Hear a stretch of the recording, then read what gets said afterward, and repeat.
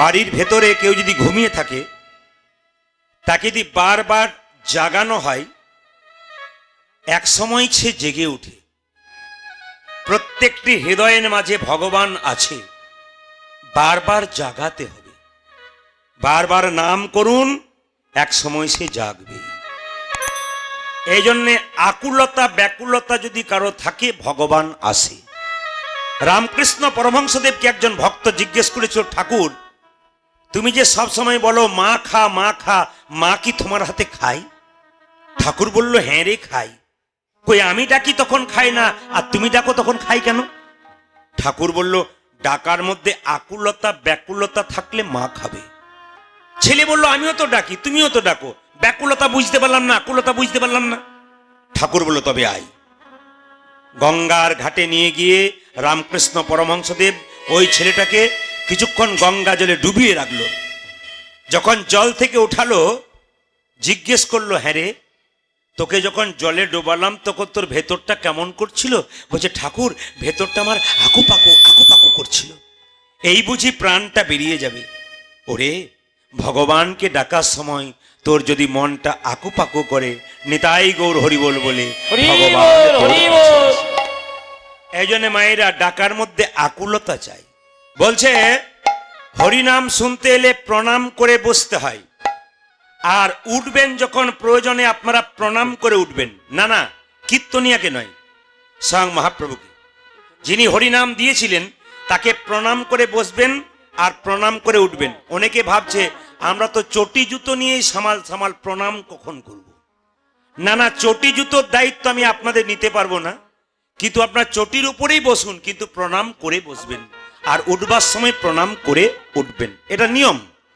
এই জন্য যে কোনো ভাগবত পাঠে আসরে, যে কোনো হরিবাসরে আসরে যেতে গেলে আপনাকে এই কথাগুলোকে মাথায় রাখতে হবে। তবে আপনাদের বলে যাই, আশ্রয় লইয়া ভজে যে তারে কৃষ্ণ নাহিতে যে বাকি সব মরে অকারণ। প্রত্যেকটা জীবের একটা আশ্রয় দরকার আছে। এখন যদি বৃষ্টি চলে আসে প্রচন্ড, যারা প্যান্ডেলের নিচে আছেন তারা ভিজবেন না, আর যারা বাইরে আছেন তারা ভিজবেন। এই জন্য প্রত্যেকটা জীবের একটা আশ্রয়ের দরকার আছে। আশ্রয় লইয়া ভজে যে তারে কৃষ্ণ নাহিতে যে বাকি সব মরে অকারণ। জেনে নিন, হরিনাম শুনতে এসছেন, আগে গুরুমন্ত্র নিতে হবে। কারা কারা গুরুমন্ত্র নিচ্ছে একটু হাত তুলুন তো। বাহ, ও এই জন্যে যারা গুরুমন্ত্র নিয়েছে তারা আসতে পেরেছে, যারা নেয় না তারা দাঁড়িয়ে দাঁড়িয়ে ফুচকা খাচ্ছে, আমি দেখতে পাচ্ছি। মানে যারা গুরুমন্ত্র নিয়েছে তারা এখানে বসেছে, আর যারা গুরুমন্ত্র নেয় তারা ফুচকা মিঠাই মন্ডা সব খেয়ে খেয়ে বেড়াচ্ছে। একদিকে হরিনাম হচ্ছে, ওদের ফুচকা খাওয়া, না না, দোকান তো চলতে হবে, সবার ব্যবসা ঠিক রাখতে হবে। হরে কৃষ্ণ।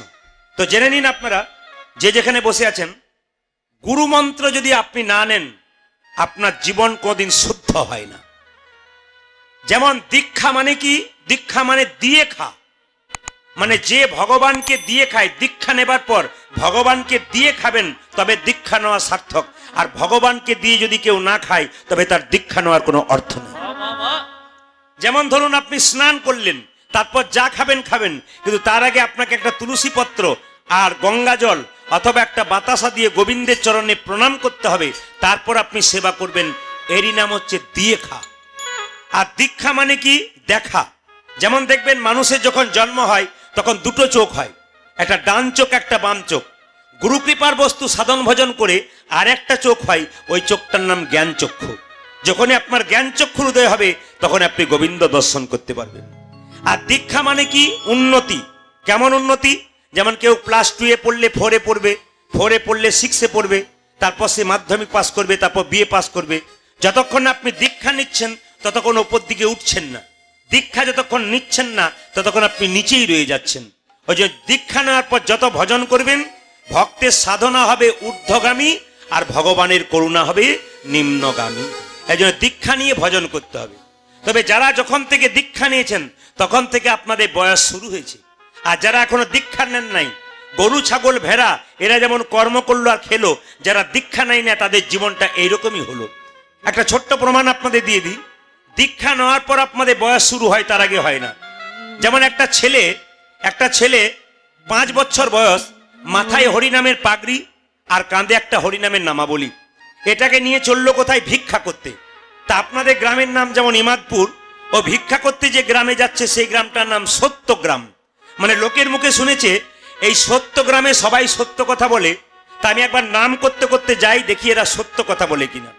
যখনই সত্যগ্রামে ঢুকতে যাচ্ছে একজন দোকানদার জিজ্ঞেস করছে, হ্যাঁ রে খোকা, এত সকাল সকাল তো সন্ধে হলো কেন? মানে আপনারা বুঝতে পেরেছেন, এত সকাল সকাল সন্ধে হলো কেন, মানে এত কম বয়সে তুই হরিভজন করছিস কেন? এত সকাল সকাল সন্ধে হলো কেন? ছেলে বলল, দোকানদার, পথটা যে অনেক দূর, সকাল সকাল না সাজলে সন্ধ্যের আগে পৌঁছানো এই জন্য সবাইকে সকাল সকাল সাজতে হবে। না না, সব জায়গায় নয়, কিছু কিছু জায়গায়। এই জন্য আপনাদের কাছে নিবেদন রইল, কীর্তন আস্তে আস্তে কীর্তন যতক্ষণ শুনবেন আপনারা মন দিয়ে শুনবেন। তা ছেলেটা যখন সত্যগ্রামে ভিক্ষা করতে গেল, তখন একজন বুড়িমার বাড়িতে দরজায় গিয়ে বলল, মা আমাকে ভিক্ষা দাও। তা একজন বুড়িমা 80 বছর বয়স বেরিয়ে এসে বলল, এই নে ভিক্ষা নে। তখন ছেলে জিজ্ঞেস করলো, বুড়িমা তোমার বয়স কত? ও জেনে গেছে গ্রামটার নাম সত্যগ্রাম, মানে সবাই সত্য কথা বলবে। তাহলে বুড়িকে জিজ্ঞেস করছে, বুড়িমা তোমার বয়স কত? বুড়ি তখন বলছে, বাবা আমার বয়স 12 কি 13। আচ্ছা বলুন তো, 12-13 বললো না 12-13? যুক্তি দেখবেন, 12-13 বললো না 12-13 বললো কেন? আসলে বয়স হয়ে গেলে জীব লটপট করে, দাঁত থাকে না, তখন 12-13 আর বেরোয় না, 12-13 বেরোয়। এর থেকে কি শিক্ষা পেলেন? জীব শক্ত থাকতে, দাঁত শক্ত থাকতে হরিবোল বলুন, আর শেষ বয়সে বলতে গেলে হরিবোল আর বেরোবে না, হবি বল বেরোবে। জেনে নিন, যে গাছে ফুলটা খুব তাজা সেইটাই গোবিন্দ সেবায় লাগে। যে ফুলটা চুপসে গিয়ে গাছ থেকে পড়ে গেছে ও কিন্তু গোবিন্দ সেবায় লাগে না। যখন আপনার শরীরে যৌবন থাকবে, শক্তি থাকবে, চোখের তেজ থাকবে, কানের শক্তি থাকবে, মুখে বলার ক্ষমতা থাকবে, তখন বলে নিন। বলা তো যায় না, শেষ বয়সে বলার সুযোগ আর নাও হতে পারে। তো বুড়িমাকে জিজ্ঞেস করলো, তুমি যে বললে 12 কি 13, তোমাকে দেখে তো 80 বছর মনে হচ্ছে। বলছে, বাবা আসলে আমি বললাম একটা, এটা বাইরের কথা, ভেতরে তত্ত্ব আছে। যেমন দেখবেন নারকেল দেখেছেন, বাইরেটা দেখবেন একবারে আঙ্গুর ফলের মতো নরম। আমি যখনই বললাম যে নারকেল দেখেছেন বাইরেটা আঙ্গুর ফলের মতো নরম, মায়েরা বলছে হ্যাঁ। না না, এইটা দেখে আপনাদের প্রণাম জানাতে ইচ্ছে করছে যে আপনারা কত মন দিয়ে কীর্তন শুনছেন। হ্যাঁ, না না, যা 2-4 জন ভাবছে নারকেল আবার না ওইরকম হয়। হ্যাঁ, নারকেল দেখেছেন মায়েরা, লক্ষ্মী পুজো করাচ্ছেন, নারকেলের বাইরেটা শক্ত আর ভেতরে কি থাকে? শ্বাস জল। কথাগুলো বলবো, বাইরেটা আলাদা, ভেতরে তত্ত্ব আছে। ও বলল আমার বয়স 12 কি 13। জিজ্ঞাসা করলো ছেলেটা, তুমি 12-13 বললে কেন? সঙ্গে সঙ্গে ছেলেটা বলে উঠলো, আসলে তা নয়, বলো বুড়িমা তত্ত্ব বলে দাও, 12-13 কেন বললে? বুড়িমা বলছে, বাবা খুব কম বয়সে আমার বিয়ে হয়েছে, গুরুমন্ত্র নেওয়ার সময় ছিল না, এই 12 কি 13 বছর গুরুমন্ত্র নিয়েছি, ওই জন্য আমার বয়স হলো 12 কি 13। মানে আপনারা যখন থেকে গুরুমন্ত্র নিলেন তখন থেকে আপনাদের বয়স শুরু হলো ওই ধর্মীয় জগতে, ভক্তি জগতে। আর যদি আপনি গুরুমন্ত্র না নিলেন, আপনার এখনো নিতাই গৌর হরিবোল বলে বয়স শুরু। এইবার দেখুন, হরিনামে দান করতে হয়, তার প্রমাণ দেখুন। ওই ছেলেটা ভিক্ষে করতে করতে এক জমিদারের বাড়িতে গিয়ে দাঁড়িয়েছে। জমিদারের বাড়িতে গিয়ে দেখলো বিরাট বড় বাড়ি, 2-4টা গাড়ি, খড়ের পালুই। জিজ্ঞেস করলো, জমিদার তুমি কত টাকার মালিক? সঙ্গে সঙ্গে জমিদার বলে উঠলো, বাবা আমি 5 বস্তা ধান আর 505 টাকার মালিক। ছেলে বলল, এই গ্রামটার নাম সত্যগ্রাম, তুমি তো মিথ্যে কথা বলছো। এত গাড়ি বাড়ি টাকা পয়সা শেষে বলছো 505 টাকা আর 5 বস্তা ধানের মালিক। জমিদার বোঝালো, বাবা শুনে রাখ, গ্রামে হরিনাম হতো, কোনোদিন 1 পয়সা চাঁদা দিতাম না। একদিন হরিনাম শুনতে গিয়ে মনটা গলে গেল, তখন থেকে এই 5 বছর ধরে প্রতি বছরে 1 বস্তা করে ধান দিয়েছি আর 100 টাকা করে দিয়েছি। 5 বছরে আমার 5 বস্তা ধান 500 টাকা দেওয়া, 505 টাকা দেওয়া হয়েছে।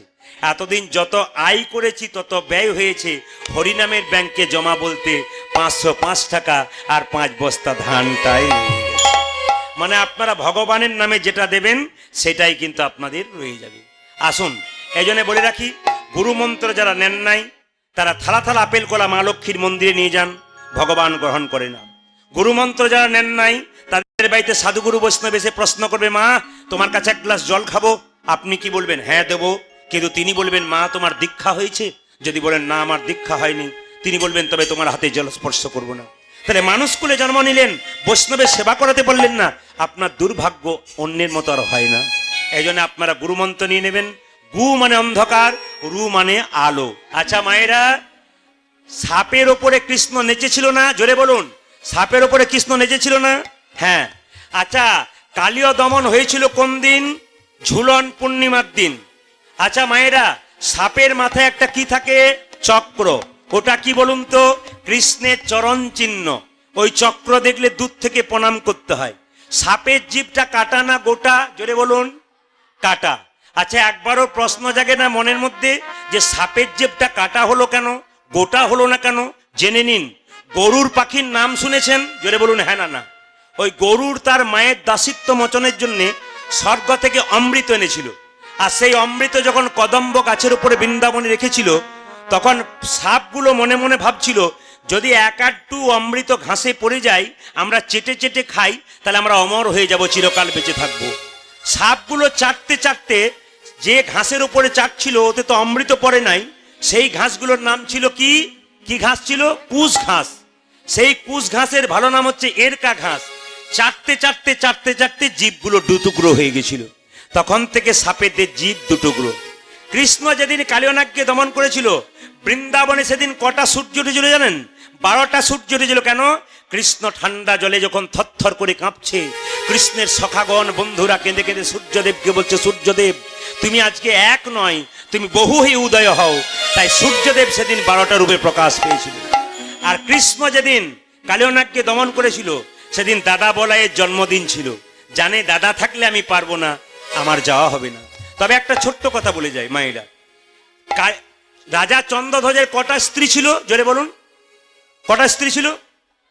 বাচ্চাগুলো ভালো শুনছি। কটা ছিল বাবা? দুটো। এরা ছিল সতী নারী। মায়েরা একটু বলতে পারবেন সতী নারী কাকে বলে? মানে সতী নারীর পতির সংখ্যা কটা? সব কীর্তনে শুনে। ইমাদপুর এলাকাতে একটা ভালো জিনিস পেলাম, এখানকার মায়েরা খুব বুদ্ধিমতী। কেন? ওরা শিখে নিয়েছে চুপ থাকাটাই বুদ্ধিমানের কাজ। কেন? বললে যদি ভুল হয়। অন্যান্য জেলায় দেখবেন দুটো তিনটে চারটা কিছু একটা বলে, আর এখানে চুপচাপ তাকাচ্ছে। আমাদের পাড়া থেকে যে এসছে সে তুলছে কিনা আগে দেখি। না, সে করলে হবে না। আপনি বলুন, ভুল হোক, কোনো ক্ষতি নেই। বলছে রাজা চন্দ্রধ্বজের দুটো স্ত্রী ছিল, কিন্তু সতী নারী কাকে বলে? সতী নারীর কটা পতি? 5টা। কে কে? সীতির সিঁদুর শিবের রক্ত থেকে তৈরি হলো, ওটা একটা পতি। হাতের শাখা শঙ্খচূড়ের শরীর থেকে তৈরি হলো, ওটা একটা পতি। হাতের নোয়া লোহাসুরের শরীর থেকে তৈরি হলো, ওটা একটা পতি। আর নিজপতি একটা, আর পরমপতি একটা, এই 5টা পতি। তবে মায়েরা, সতী নারী তাকে বলে সকালবেলায় ঘুম থেকে উঠে যে স্বামীর পা ছুঁয়ে প্রণাম করে, তারা হয় সতী নারী। 95% বাদ। সকালবেলায় কে স্বামীকে প্রণাম করেন? হাত তুলুন তো, সব দেখে নেন ঠিক ঠিক তুলছে কিনা। আচ্ছা, যারা যারা তুলছেন না তাদেরকে বলি, আজকে কীর্তন শুনে কাল সকালে স্বামীদেরকে প্রণাম করবেন। দাদা একটু পা গুলোকে ধুয়ে মুছে শোবেন, কারণ আজকে প্রণাম হয়ে যাবে। দাদারা মনে মনে ভাবছে এতদিন আপনি আমাদের হয়ে বললেন। আসলে সতী নারীর পতি কেমন দেখুন। বিষ্ণুপ্রিয়া একদিন জিজ্ঞেস করেছিল, স্বামী তুমি আমায় কি বলছো? নিমাই বলছে, তুমি বাপের বাড়ি চলে যাও। আপনার শুনলে চমকে যাবেন, আপনার শুনলে চমকে যাবেন যে আপনার স্বামীর সঙ্গে আপনার কতগুলো সম্পর্ক আছে। আমি একটা একটা করে বলবো, আপনারা হ্যাঁ বলবেন। আপনার স্বামী আপনার গুরু হয়? জোরে বলুন। আচ্ছা, বাহ। দাদারা বলছে কি হয়, ঘরে গেলে বুঝবেন। আপনার স্বামী আপনার দেবতা হয়, আপনার স্বামী আপনার রোগের ওষুধ হয়, আপনার স্বামী আপনার বাবা হয়। হয় না? হয় না। এরা হাসছে, যারা কীর্তন শুনেছে তারা জানে হয়। আমি তত্ত্ব দিয়ে বুঝিয়ে দেবো। আপনার স্বামী আপনার বাবা হয়, আপনার স্বামী আপনার ভাই হয়, আপনার স্বামী আপনার রোগের ওষুধ হয়। প্রমাণ কি? শাস্ত্র বলেছে।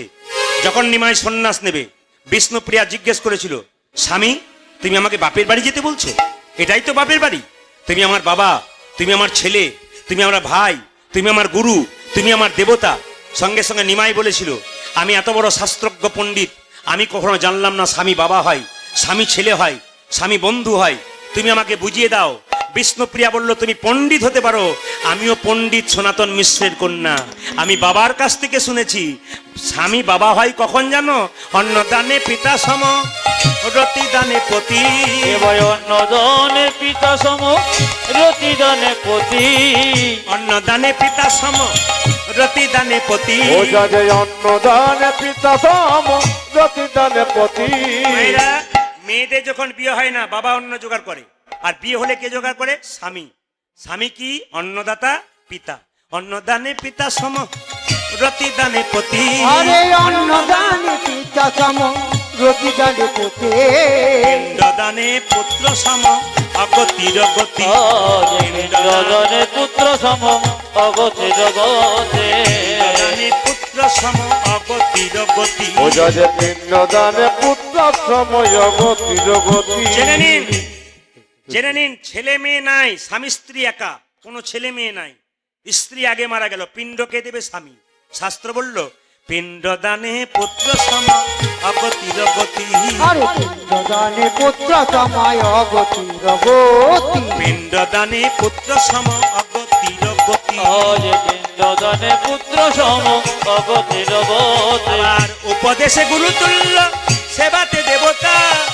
রোগেতে যশোদ সম, বিপদেতে ভাতা। ওরে রোগেতে অসুধ সম, বিপদেতে ভাতা। রোগেতে সতী সম, বিপদেতে ভ্রাতা। রোগেতে যশোদ সম, বিপদেতে ভাতা। পতি পুত্র পতি, তোমাদের পতি পুত্র পতি পিতা। পতি পুত্র পতি। পতি পুত্র পতি পিতা। পতি হলো পরম দেবতা, পতি পুত্র পতি ও পিতা। যে পতি হল পরম দেবতা, পতি পুত্র পতি ও যে পিতা। পতি হলো পরম দেবতা, পতি পুত্র পতি পিতা। আজ পতি হলো পরম ও যে দেবতা, পতি হলো পরম দেবতা, পতি পুত্র পতি আজ পিতা। পতি হলো পরম দেবতা। পতি পুত্র পতি পিতা। পতি পুত্র পতি পিতা। আপনারা পাড়াগ্রামে বাস করেন, আমিও কিন্তু করি। কিন্তু দেখেছেন যেখানে পদ্ম ফুল থাকে, যে পুকুরে, দাদা ভাইরা খুব ভালো জানবেন, যে পুকুরে পদ্ম ফুল থাকে ওখানে একটা সাপ থাকে। ওই সাপটার নাম কি? পদ্মনাগ।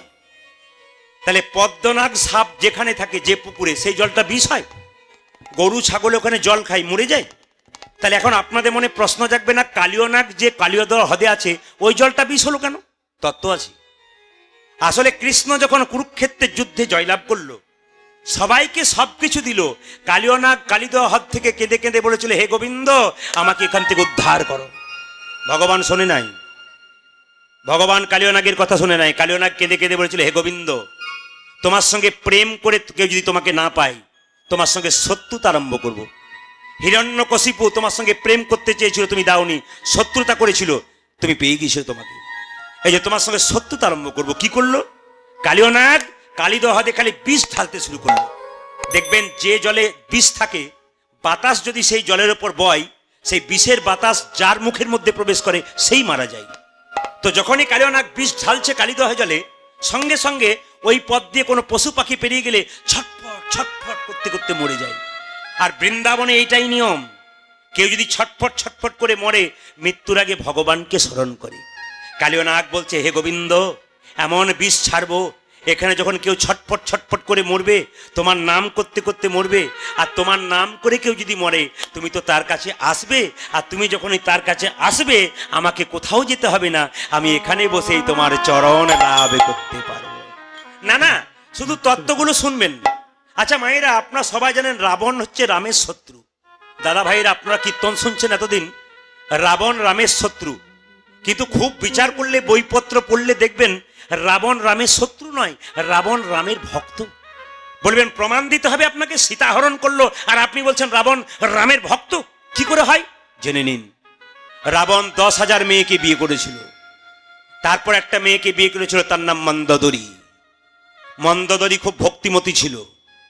একদিন রাবণকে চিৎকার করে বলল, স্বামী, মায়েরা মায়েরা, আপনাদেরকে একটা কথা বলে যাই, বিয়ের সময় যখন আপনার 7 পাক ঘোরেন, আগে স্ত্রী যায় না স্বামী যায়? জোরে বলুন। না না না না, এইরকম করে নিয়ে যাই আপনাকে ধরে ধরে পেছন থেকে, আপনি আগে যান না। বলে কবে বিয়ে হয়েছে আর মনে নাই, আর একবার দেখবো তারপর বলবো। না, জেনে নিন আসলে বলুন তো, এটা মানে জানতে হবে।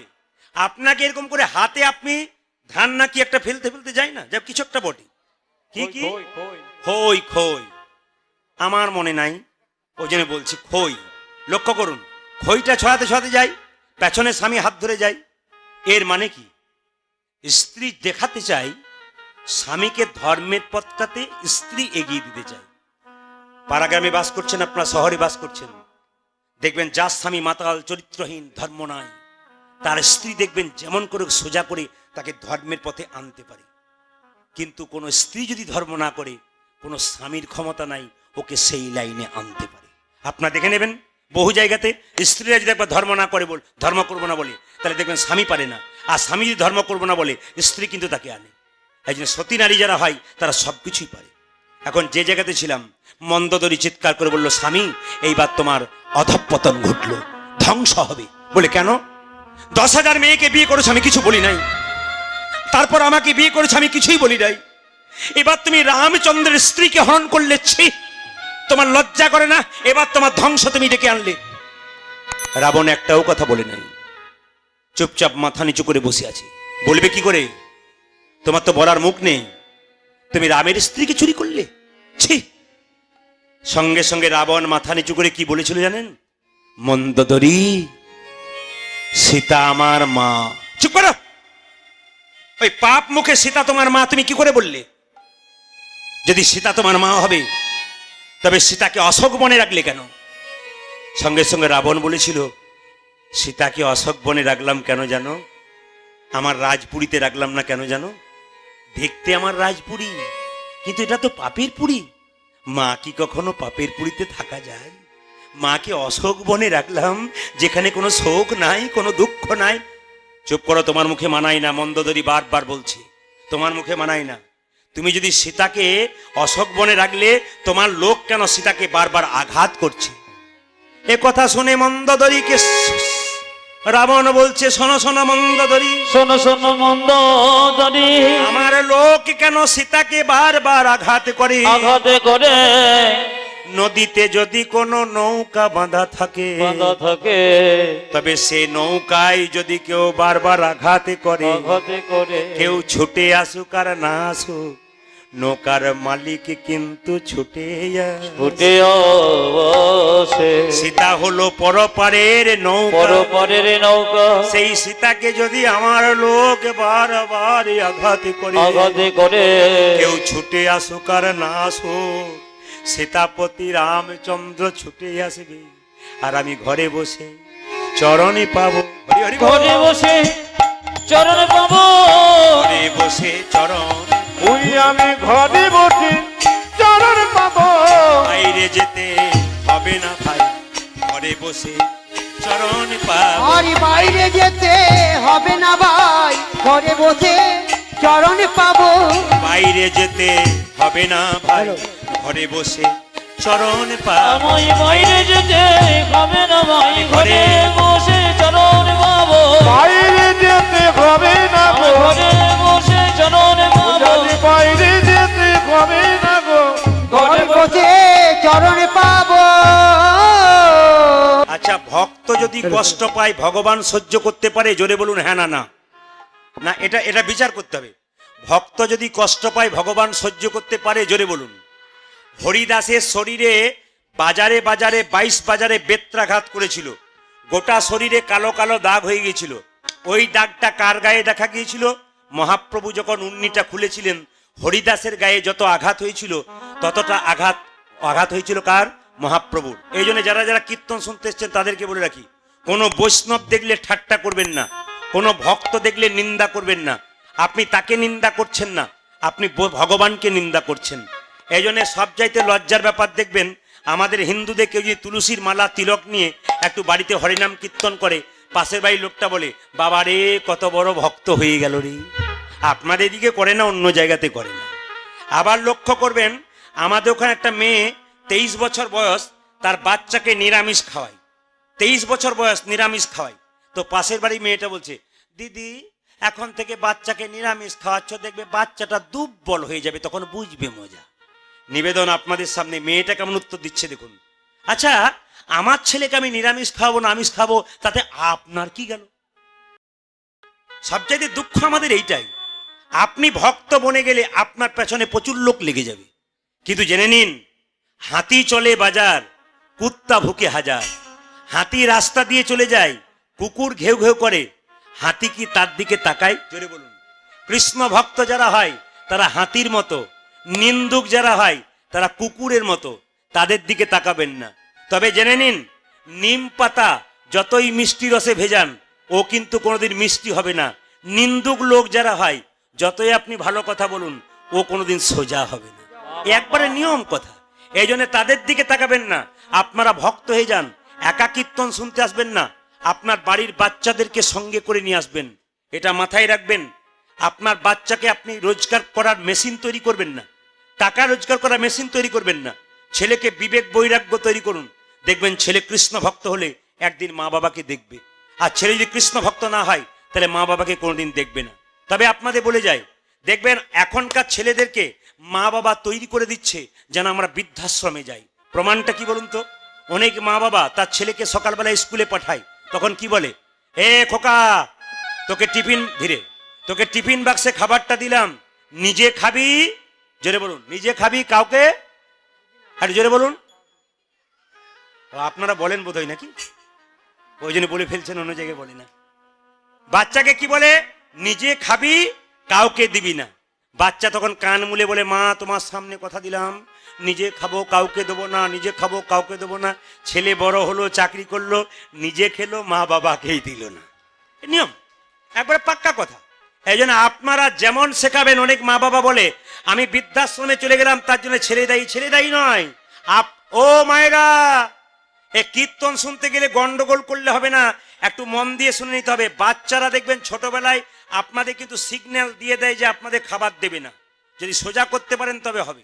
যেমন দেখবেন বাচ্চাকে যখন কোলে নেওয়া হয়, মা কি বলে? মা কি বলে? খোকা তুই বড় হবি।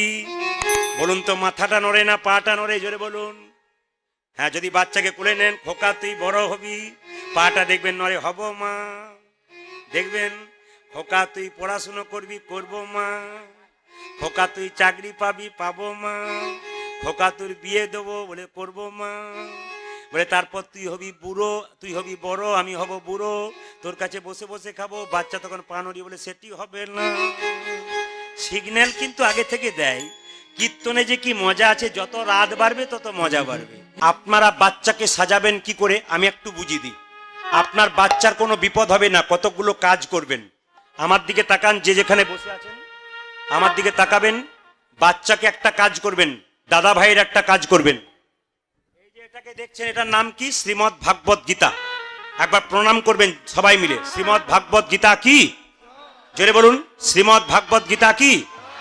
একটু জোরে বলুন। শ্রীমদ্ ভাগবত গীতা কি? একটা একটা করে বোঝাবো, কাজে লাগাবেন, জীবন সুন্দর হবে। বুঝতে পারবেন না, জীবন সুন্দর হবে না। সহজ সরল বুঝিয়ে দিই। বাচ্চার কপালে আপনারা এ পাড়া থেকে ও পাড়া বাচ্চাকে নিয়ে যান, কি দেন কপালে? গোবরের ফোঁটা দেন না, কাজলের ফোঁটা দেন না? কিন্তু মা যশোমতী তার কৃষ্ণের কপালে যে ফোঁটাটা দিত, আপনারা সেই ফোঁটাটা দিবেন। কি দেবেন? হরিচন্দনের মৃত্তিকা। প্রশ্ন করবেন, হরিচন্দনের মৃত্তিকা কাকে বলে? বিশেষ করে মায়েরা জেনে নিন, তুলসী তলার কাঁচা মাটি আর মায়ের স্তনদুগ্ধ একসঙ্গে ছেলের কপালে দিলে ছেলের কোনো বিপদ হয় না। যারা ছোট ছোট বাচ্চা আছে সেই মাগুলো প্রথমেই শুনে নেবেন, বা ঠাকুমারা শুনে যাবেন, মেয়েদেরকে বলবেন, দাদা ভাইরা শুনে যাবেন। বাচ্চা ছেলেকে যাতে কোনো বিপদ না হয় তার জন্যে তুলসী তলার কাঁচা মাটি আর মায়ের স্তনদুগ্ধ একসঙ্গে ছেলের কপালে দিলে ছেলের কোনো বিপদ হয় না। এর নাম হচ্ছে হরিচন্দনের মৃত্তিকা। দেখে নেবেন আপনার। এইবার দেখুন, এই যে গীতাটা দাদা ভাইরা সবাই দেখতে পাচ্ছেন, আর একবার সবাই বলুন, শ্রীমদ্ ভাগবত গীতা কি? বা জোরে বলবেন, শ্রীমদ্ ভাগবত গীতা কি? আসলে গঙ্গা হলো ভগবান কৃষ্ণের চরণ থেকে সৃষ্টি, আর গীতা হলো ভগবান কৃষ্ণের মুখ থেকে সৃষ্টি। এই জন্য গঙ্গা যত পবিত্র, গীতা তত পবিত্র। অনেকে প্রশ্ন করে, প্রদীপ বাবু আপনি যে গীতা রাখতে বলেন, আমরা তো প্রস্রাব যাই, পায়খানায় যাই, গীতা রাখতে পাবো?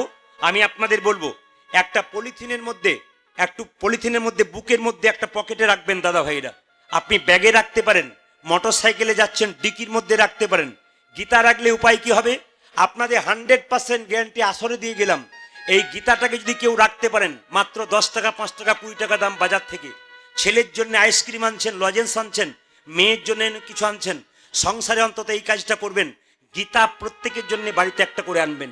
এটা হচ্ছে মহাযন্ত্র, মহা অস্ত্র, এর মতো অস্ত্র আর কেউ নেই। আমি একটা প্রমাণ দিয়ে দিই।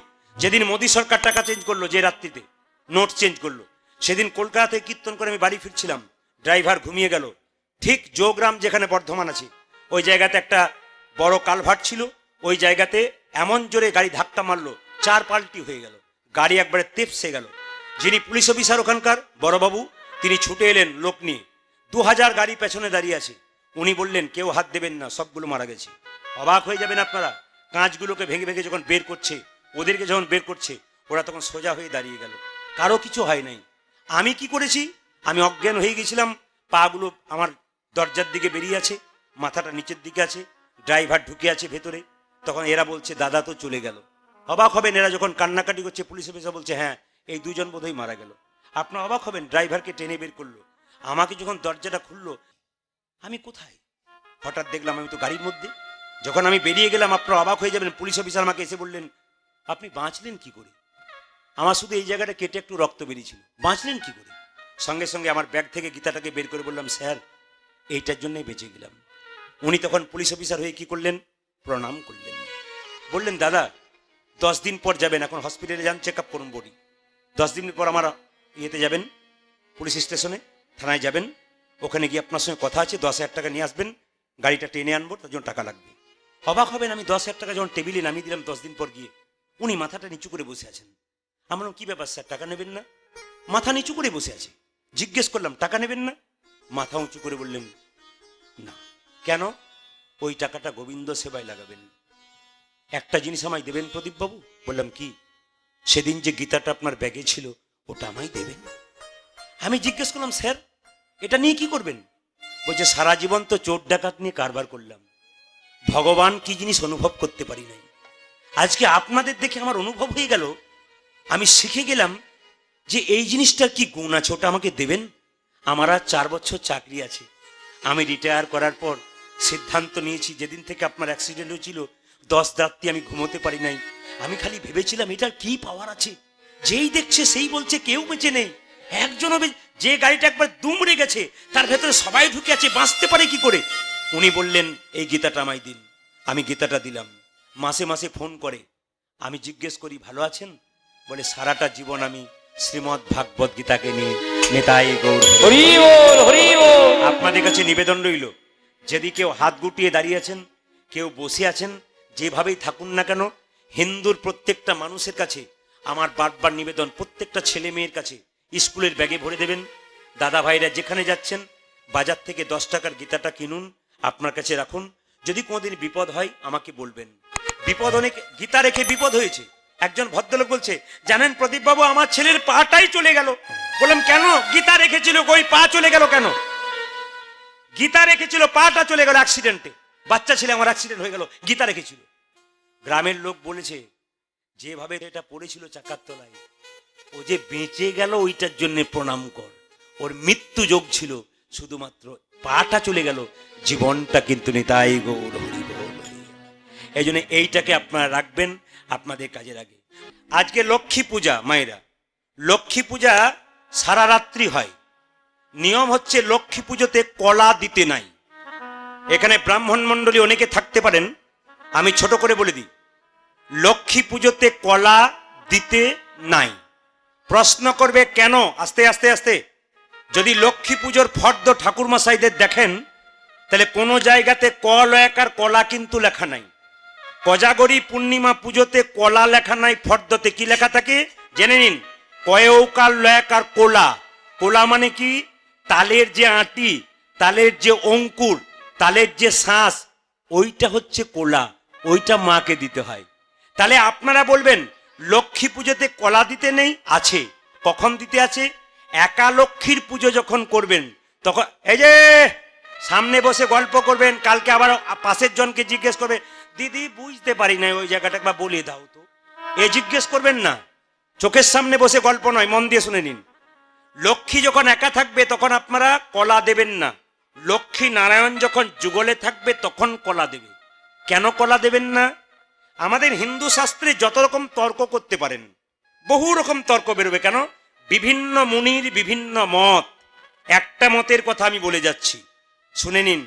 বলছে লক্ষ্মী হচ্ছে সুখ আর নারায়ণ শান্তি। বাড়িতে একা লক্ষ্মী রাখতে নাই, নারায়ণকে সঙ্গে রাখতে হয়।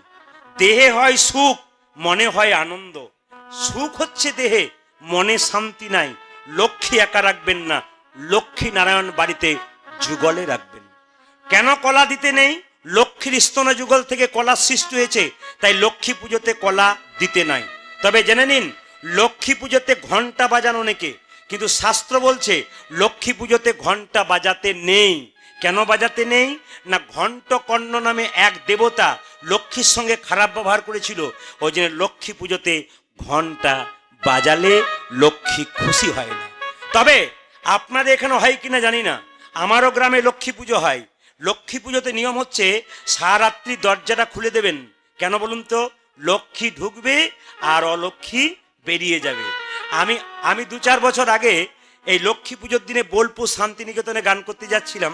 তখন আমার এক বন্ধু গালে হাত দিয়ে বসে আছে, প্রদীপ তুই তো কীর্তন করিস, আমার হাতে টাকা নাই, ব্যবস্থা করে দে। বললাম ধার নিয়ে নে। বলছে না না, একটু তত্ত্ব বলে দে, কি করলে লক্ষ্মী ঢুকবে। বললাম আজ তো লক্ষ্মী পুজো, সারারাত্রি দরজাটা খুলে দিবি, দেখবি লক্ষ্মী হুড় হুড় করে ঢুকবে। ও কি করেছে, সারারাত্রির দরজাটা খুলে দিয়েছে। পরের দিন কীর্তন করে যখন বাড়ি ঢুকছি, গালে হাত দিয়ে বসে আছে। কি রে, দরজা খুলেছিলি? হ্যাঁ। লক্ষ্মী ঢুকেছিল? না। কি ঢুকেছিল? চোর ঢুকে গিয়েছিল। ডাকার মতো ডাকবেন, তবে তো লক্ষ্মী ঢুকবে, নইলে চোর ঢুকে যাবে। আচ্ছা, কিছুদিন আগে মা দুর্গা পুজো হলো, একটু জেনে নিন। দুর্গা হলো দুর্গতি নাশিনী। একজন প্রশ্ন করছে, প্রদীপ বাবু দুর্গা যদি দুর্গতি নাশিনী একাই আসবে তিনি, তার সঙ্গে আবার লক্ষ্মী সরস্বতী কেন, গণেশ কার্তিক কেন, আমাকে জিজ্ঞেস করছে। তার সঙ্গে গণেশ কার্তিক কি জন্য? দুর্গা তো একা আসবে দুর্গতি নাশিনী করার জন্য, দুর্গতি নাশ করার জন্য। ওকে জিজ্ঞেস করলাম আপনার বিয়ে হয়েছে? বলে হ্যাঁ। আপনার ছেলে মেয়ে আছে? বলে হ্যাঁ। কটা আছে? বলে 2টো। আপনার স্ত্রী যখন বাপের বাড়ি যায়, ছেলেগুলো রেখে যায় না নিয়ে যায়? উনি বললেন তা ঠিক বটে, কিন্তু জেনে নিন মা দুর্গা একটা সংসার চালাতে গেলে, একটা সমাজ চালাতে গেলে, একটা পরিবার চালাতে গেলে কতগুলো জিনিসের দরকার। বুদ্ধিমান ব্যক্তির দরকার। গণেশ হলো শুভ বুদ্ধির প্রতীক। দেখবেন প্রতিবাদ করার ক্ষমতা থাকা চাই। একটা দেশে সৈন্যের দরকার হয়, তার যোদ্ধার দরকার হয়। কার্তিক হলো সেই সেনা। আর ধনের দরকার হয়, টাকার দরকার হয়, ধনের দেবীকে লক্ষ্মী। বিদ্যার দরকার হয়, তিনি কে? সরস্বতী। এইবার লক্ষ্য করুন, গণেশের বাহনের নামটা কি মা? ছুঁচো? ও ইঁদুর। আচ্ছা, গণেশের বাহনটা ইঁদুর। দেখবেন আপনাদের এখানে হয় কিনা জানি না, আমি প্রায় জায়গাতে দেখেছি গণেশ দাঁড়িয়ে থাকে, ইঁদুরটাকে পা দিয়ে চেপে থাকে। দেখবেন অনেক জায়গায় মন্দিরে তৈরি হয়, আপনারা দেখবেন গণেশের পাশে ইঁদুর রাখা হয়। কিন্তু দেখবেন প্রায় জায়গাতে যারা শাস্ত্র মেনে চলে, যারা বড় বড় মিস্ত্রি, তারা কিন্তু দেখবেন গণেশটাকে কার্তিক পা চেপে দাঁড়িয়ে আছে। কেন বলুন তো? ইঁদুরটাকে গণেশ পা দিয়ে চেপে আছে, কেন বলুন তো? আচ্ছা, ইঁদুর ভালো কাজ করে না খারাপ কাজ করে? ভালো ভালো। নতুন জামা কাপড় কেটে দিলে আবার নতুন হয়। লেপ বালিশ কেটে দেয়, নাকি ধানের বস্তা কেটে দেয়, ভালো কাজ করে?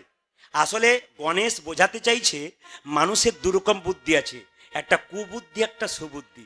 গণেশ ওই ইঁদুরটাকে চেপে ধরে বলছে কুবুদ্ধিটাকে চেপে রাখো, যেন খারাপ কাজ না করে, সুবুদ্ধিটাকে বের করো। যুক্তি আছে, কিন্তু আমরা পড়াশোনা করি, যুক্তি আছে। এবার লক্ষ্য করুন, লক্ষ্মীর বাহনকে জোরে বলুন? পেঁচা। আচ্ছা, লক্ষ্মী কেন অন্য কাউকে বাহন করলো না, পেঁচাকে করলো কেন? আচ্ছা, পেঁচা দিনের বেলায় বেরোয় না রাত্রি বেলায় বেরোয়? আচ্ছা, দিনের বেলায় পেঁচা বেরোতে পারে না কেন? দেখতে পায় না চোখে। এখানে এখানে লক্ষ্মী দেবী শিক্ষা দিল জগৎকে, কি পেঁচার মতো কিছু মানুষ সমাজে আছে। বড় বড় শহরে দেখবেন বড় বড় ব্যবসায়ী সারাদিন ব্যবসায় মেতে থাকে, আর যখনই রাত্রি হয় 5 স্টার হোটেলে গিয়ে দাঁড়ায়। তারপর যে কি হয় ওটা আর বলার দরকার নেই, জেনে নিন আপনারা। লক্ষ্মী বলতে চাইছে ভদ্রলোকের মতো পয়সা রোজগার করছিস, আমি তোকে ধন দিচ্ছি, পেঁচার মতো রাত্রিবেলায় কোথাও পালিয়ে যাস না, সেই ধনটাকে রাখবার চেষ্টা কর। আর মা সরস্বতীর বাহনকে জোরে বলুন? মা সরস্বতীর বাহন হংস। আচ্ছা, পাতি হাঁস না রাজহাঁস? জোরে বলুন? এই বাচ্চাগুলো এখানকার তো দারুণ তাজা, সুন্দর উত্তর দিচ্ছে। রাজহাঁস, আসলে রাজহাঁস কেন দিল, পাতিহাঁস কেন নিল নেওয়া? রাজহাঁস কি করে না, দেখবেন জল আর দুধ মিশিয়ে দিলে জলটা ফেলে দেয়, দুধটা খেয়ে নেয়। আসলে যারা বিদ্বান ব্যক্তি হয়, যারা জ্ঞানী ব্যক্তি হয়, তারা আসল জিনিসটাকে গ্রহণ করে আর নকল জিনিসটাকে নিতাই গৌর হরি বল করে দেয়। তার মানে বুদ্ধিমান ব্যক্তির হৃদয়টা রাজহাঁসের মতো পবিত্র হয়ে যায়। আচ্ছা, এইবার কে বাকি রইল? জোরে বলুন। কার্তিকের বাহনকে, জোরে বলুন। ময়ূর। আচ্ছা, ময়ূরকে বাহন করলো কেন? বলছে ময়ূর ময়ূরী মিলন করে না, অথচ বাচ্চা হয়। প্রশ্ন করবেন মায়েরা, মিলন না হলে বাচ্চা হলো কি করে? জেনে নিন। ভাদ্র মাসে ময়ূর পেখম তুলে নাচে, নাচতে নাচতে মাটিতে বীর্য স্খলিত হয়, আর সেই বীর্য যখন হাওয়াতে উড়ে যায় তখন মুড়ির মতো আকার ধারণ করে। ময়ূরী ওগুলোকে খেয়ে নেয় মুড়ি ভেবে, তারপর ডিম হয়, তারপর বাচ্চা হয়। ময়ূর ময়ূরী মিলন করলো না, অথচ তাদের বাচ্চা হলো। তার মানে ময়ূর তার ব্রহ্মচর্যকে রক্ষা করে। দেখবেন যারা ডিফেন্সে চাকরি করে, যারা দেখবেন সেনার চাকরি করে, বিএসএফ এর চাকরি করে, তারা দেখবেন 6 মাস পর পর বাড়ি যায়। কেন? ব্রহ্মচর্য তাকে ধরে রাখে। দেখবেন যাদের টিবি রোগ হয় 6 মাস হসপিটালে থাকতে হয়। কেন? বাড়ি গেলে ব্রহ্মচর্য থাকবে না। যত শরীরে ব্রহ্মচর্য থাকবে তত শরীর শক্ত থাকবে। ময়ূরকে রেখে শিক্ষা দিল, ময়ূর যেমন ব্রহ্মচর্য ধারণ করে, আমিও কার্তিক সেরকম ব্রহ্মচর্য ধারণ করেছি। আচ্ছা বলুন তো, মায়ের বাহনকে? বাঘ। যা উনি বললেন বলেই বাঘ। বাঘ কি? সিংহ। আচ্ছা, সিংহকে মা বাহন করলো কেন? মা হচ্ছে বৈষ্ণবী, বাবা ভোলা হচ্ছে বৈষ্ণব। তাহলে জেনে নিন, বৈষ্ণবী মানে ত্যাগিনী, ত্যাগ স্বীকার করেছে। যাকে রেখেছে বাহন সিংহ, সেও ত্যাগ স্বীকার করেছে। কেন? 12 বছর পর পর সিংহ একবার স্ত্রী সঙ্গ করে, এই জন্যে 12 বছর পর পর সিংহ স্ত্রী সঙ্গ করে, এই জন্য সিংহকে একমাত্র মা দুর্গা নিতাই গৌর হরি। আপনাদের কাছে একটা নিবেদন রইল প্রদীপ কলে, কাল সকাল থেকে একজনকে দেখলে জয় নিতাই বলবেন। যদি কেউ হেলো করছেন ফোনে, তাও বলবেন জয় নিতাই, ভালো আছেন। যদি আপনার বন্ধু বান্ধবী রাস্তা দিয়ে পেরিয়ে যাচ্ছে, তাকে দেখে বলবেন জয় নিতাই। সে যদি মুখ ঘুরিয়ে পালিয়ে যায়, আপনি তাও বলবেন জয় নিতাই। মুসলিম সমাজে মুসলিম ভাইরা অনেকে এখানে থাকতে পারে, ওদের দেখবেন বিদেশ থেকে কোনো মুসলিম যদি এই দেশে আসে, একজনকে দেখলেই বলে আসসালামু আলাইকুম, আরেকজন বলে ওয়ালাইকুম সালাম। মানে কি? ঈশ্বর তোমার মঙ্গল করুন, আর একজন বলে ঈশ্বর তোমার মঙ্গল করুন। আর আমরা যদি কাউকে একবার দরজায় গিয়ে বলি দাদা জয় নিতাই, উনি দরজাটা বন্ধ করে দেবেন আর মনে মনে ভাববেন তোমার নিতাই, তোমার কাছে থাকা আমার দরকার নাই। না না, এইটাই তো আমাদের সবচেয়ে দুঃখের ব্যাপার। আপনি মন্দিরের পাশ দিয়ে পেরিয়ে যান, ভাঙা মন্দির, দেখবেন হিন্দু ছেলেরা অনেক জায়গায়, সব জায়গায় নয়, কিছু কিছু জায়গায় মদের বোতল নিয়ে খেলা করছে, তাস খেলছে, আবার অনেকে গাঁজা খাচ্ছে। জিজ্ঞেস করছি, হ্যাঁ রে গাঁজা খাচ্ছিস কেন? জ্ঞান দেবেন না, বাবা ভোলা খেয়েছিল। তো বাবা ভোলা তো বিষ খেয়েছিল, তোরা বিষ খা। বিষ খাবে না, কিন্তু না না, এটা সব জায়গায় নয়, কিছু কিছু জায়গায় দেখা যায়। প্রত্যেকটি ভক্তিমতী মায়েদের কাছে বলবো, প্রত্যেকটি ধর্মের মানুষ যেমন নিজের ধর্মকে সম্মান দেয়, আপনাদের কাছে নিবেদন রইল, মহাপ্রভু যে অক্লান্ত পরিশ্রম করে প্রত্যেকটা জীবের দ্বারে দ্বারে কাঙাল বেশে হরিনাম দিল, সেই মহাপ্রভুকে সম্মান দিন। তিনি কলিযুগের ভগবান। ভগবান ছাড়া জীবনে কিছু নাই। গাড়ি বাড়ি টাকা পয়সা ধন দৌলত এখনই আছে, এখনই নাই। চোখ খুললে আপনার সকাল হবে, রাত্রি পেরোলে চোখ খুললে সকাল, আর চোখ না খুললে আপনার পরকালও হয়ে যাবে। ট্রেন আসবার সময় সিগন্যাল দেয়, আমরা জানতে পারি ট্রেন আসে। মৃত্যু আসবার সময় কোনো সিগন্যাল দেয় না, যে কোনো মানুষের জীবনে যে কোনো মুহূর্তে আসতে পারে। আপনি কীর্তন শুনতে এসছেন, গ্যারান্টি নাই আপনি বাড়ি ফিরে যাবেন। আপনি রাত্রিবেলায় শোবেন, গ্যারান্টি নাই সকালবেলায় জাগবেন। বলা তো যায় না কে কখন চলে যাবে, তাই যাবার আগে কিছু ভালো কাজ করুন। হিন্দু ধর্মের সাধুগুরু বৈষ্ণবকে সম্মান দিন, মহাপ্রভুকে সম্মান দিন, আর হাত তুলে বলুন প্রাণ ভরে নিতাই গৌর হরি হরি বল, হরি বল। কাল থেকে সকালবেলায় একজনকে দেখলে কি বলবেন? জোরে বলুন, একটু জোরে বলুন। 2-4 জন বলছে ভেবে তারপর আপনাকে ফোন করে বলবো, যে বলবো কিনা বলবো। মায়েরা বলছে জয় নিতাই, বাবারা বলছেন না কেন? জোরে বলুন জয় নিতাই। বাঁ দিকে কি আপনাদের হায়ার করেছে নাকি? এরা না বলতে পারলে আপনারা বলবেন। জোরে বলুন জয় নিতাই। আরে কাল থেকে বলবেন আর না বলবেন, আজকে বলুন, তারপর যা হবে হবে। বলুন জয় নিতাই, একটু জোরে হোক, জয় নিতাই। বাহ বাহ বাহ, আমি খুব খুশি। যত নিতাইয়ের নাম করবেন তত নিতাই চাঁদের কৃপা আপনাদের হয়ে যাবে। আসুন আমরা ছোট্ট করে চলে যাই লীলার মাধ্যমে। আজকে যে লীলাটি গাইব সেই লীলাটি গাইবার আগে আপনাদের চরণে কোটি কোটি দণ্ডবত প্রণাম রইল। লীলাটির নাম কি আপনারা অনেকে ইউটিউবে প্রচুর শুনেছেন, তবু ছোট করে বলি। লীলাটির নাম ভগবান কৃষ্ণের কালিয়নাগকে দমন। প্রতিটি শরীরে কালিয়নাগ আছে। এই কালিয়নাগ কি? কাম আর ক্রোধ। মায়েরা, আপনি যদি কারো বাড়ি যান বা আপনার বাড়ি কেউ যদি যায়, দুটো মিষ্টি জল না দিতে পারেন, দুটো মিষ্টি কথা অন্তত বলবেন। আর যদি খারাপ কথা বলেন তাহলে বুঝবো আপনার শরীরে কালিয়নাগ আছে। এই কালিয়নাগকে পূর্বজন্মে তিনি কে ছিলেন? রাজা চন্দ্রধ্বজ। আচ্ছা, রাজা হয়ে সাপ হলো কেন? কর্মের ফল। মানুষকুলে জন্ম নিয়ে কেউ যদি পশুর মতো কর্ম করে তবে পরের জন্মে তার পশুকুলে জন্ম হয়, শাস্ত্র পরিষ্কার করে বলেছে। মানুষকুলে জন্ম নিয়ে কেউ যদি মানুষের মতো কর্ম করে পরের জন্মে সে আবার মানুষ হবে। আর মানুষকুলে জন্ম নিয়ে কেউ যদি মহামানবের মতো কর্ম করে তারা দ্বিতীয় জন্ম হবে না, গোবিন্দের চরণে প্রাপ্ত হয়ে যায়। এই জন্য বলে দিই আস্তে, এই জন্য বলে দিই, মানুষকুলে জন্ম নিয়েছেন আপনি, স্বর্গে যাচ্ছেন না নরকে যাচ্ছেন আপনাকে দেখেই বোঝা যাবে। কি করে বুঝবেন? ডক্টর পঞ্চানন ভট্টাচার্যের জগত আমি যদি একটা বই পড়েন, পরিষ্কার করে লেখা আছে, যখন আপনাদের ইমাদপুরে কেউ মারা যাবে আপনারা সবাই দেখতে যাবেন। দেখার পরে সে কি বলেন? ও মা, লোকটা মরেছে, এমন বিভৎস মরেছে, মুখটা বিকৃত হয়েছে, আমার 4 দিন ঘুম হলো না দিদি। জানবেন ইনি যাচ্ছেন নরকে। যদি আপনি খারাপ কাজ করেন মানুষকুলে জন্ম নিয়ে, আপনার মৃত্যুর পর আপনার মুখ বিকৃত হয়ে যাবে, লোকে ভয় খাবে আপনাকে দেখে, জানবেন আপনি নরকে যাচ্ছেন। আর আপনার মৃত্যুর পর যদি আপনি ঘুমাচ্ছেন, লোকে বলবে বাবা মরেনি গো, যেন ঘুমাচ্ছে, জানবেন ইনি স্বর্গে যাচ্ছে। আর একটা কারণে বুঝবেন, এই গ্রাম থেকে যখন বড় হরি হরি বল বলে কাউকে নিয়ে যাবে, যদি কেউ বলে বা বা বা লোকটা খুব ভালো ছিল গো, কৃষ্ণ ভক্ত ছিল, জানবেন ইনি যাচ্ছেন স্বর্গে। আর আপনার মৃত্যুর পর যদি কেউ বলে বেটা খুব দুষ্ট ছিল, গ্রামটা শান্তি হলো গেল, বুঝবেন ইনি যাচ্ছেন নরকে। এই জন্য শাস্ত্র বলল জন্ম হোক যথা তথা, কর্ম হোক ভালো। রাজা চন্দ্রধ্বজ কি খারাপ কর্ম করেছিল যার জন্য সাপ হয়ে গেল? জেনে নিন, রাজা চন্দ্রধ্বজের একবার পেটে যন্ত্রণা হয়ে গেল, কেউ ভালো করতে পারছে না। একজন বলল রাজামশাই আপনার পেটের যন্ত্রণা ভালো হবে, একটা উপায় আছে। কি? যে রাজবাড়িতে আপনি বাস করেন সেই রাজবাড়ির পূর্ব দিকে একটা সরোবর মানে পুকুর আছে। ওই সরোবরে একটা রাজহাঁস খেলা করছে, ওই রাজহাঁসটাকে ধরে এনে তার পিত্তটা খেলে আপনার পেটের ব্যথা ভালো হয়ে যাবে। আচ্ছা মায়েরা বলুন তো, পিত্ত তেতো হয় না মিষ্টি হয়? দুজন বলছে মিষ্টি। পিত্তি খেয়ে দেখেছেন? এই দেখুন, একজন বোন বলেছে টক। একবার মাছের পিত খেয়ে দেখবেন টক না মিষ্টি না হলুদ রঙের লাগে। জেনে নিন, পিত্ত হচ্ছে তেতো, তেতো শরীরের উপকার হয়।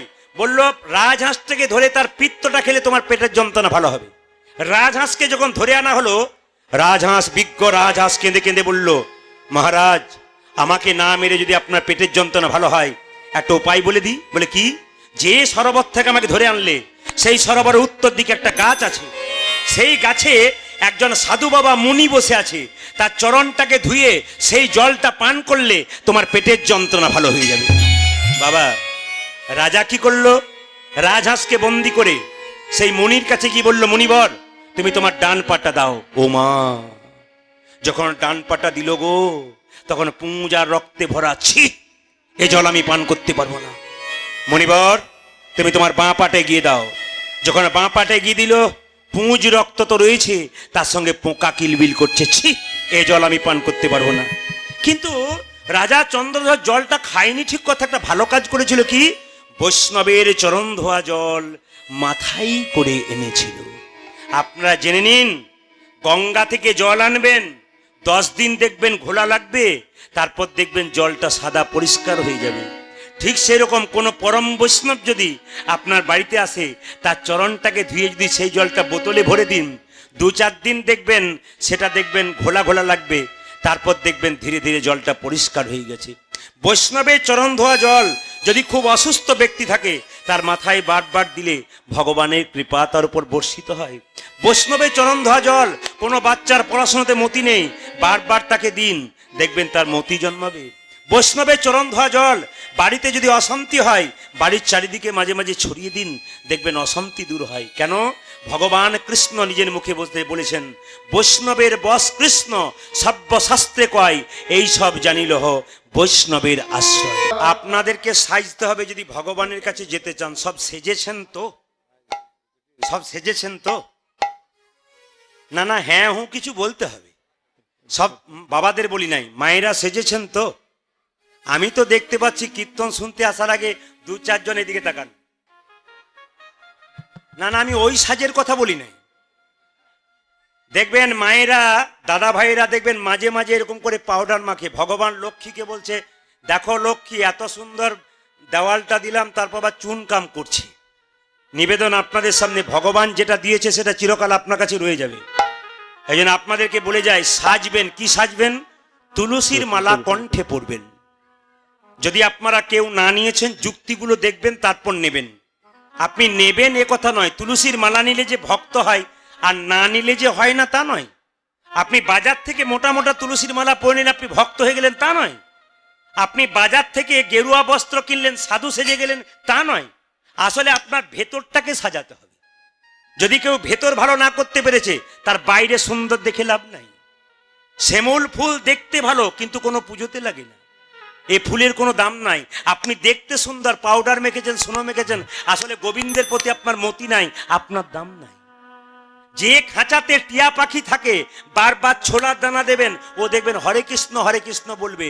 আর পাখি যদি মরে যায়, ছোলার দানা না দেন, তবে খাঁচাটা ফাঁকা হয়ে যায়, খাঁচার দাম থাকে না।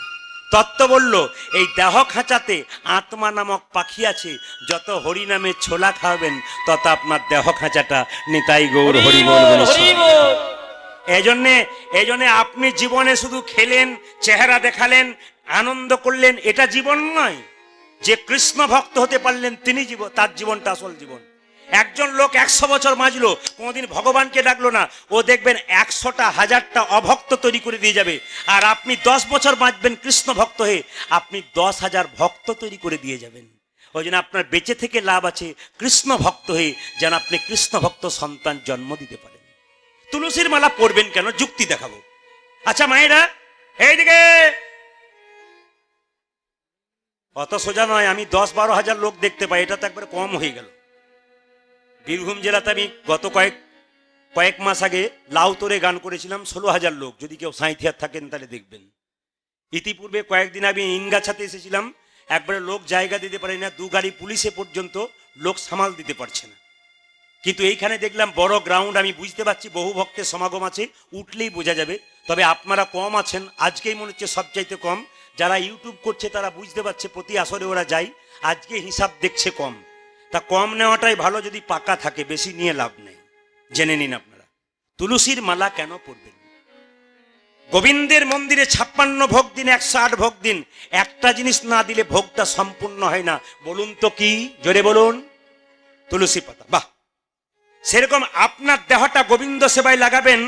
যদি আপনার দেহটা যা অনেকের মেলা দেখা হলো, পাঁপড় ভাজাও খাওয়া হলো, বাড়িও যাওয়া হলো, সব রকমই হচ্ছে আর কি।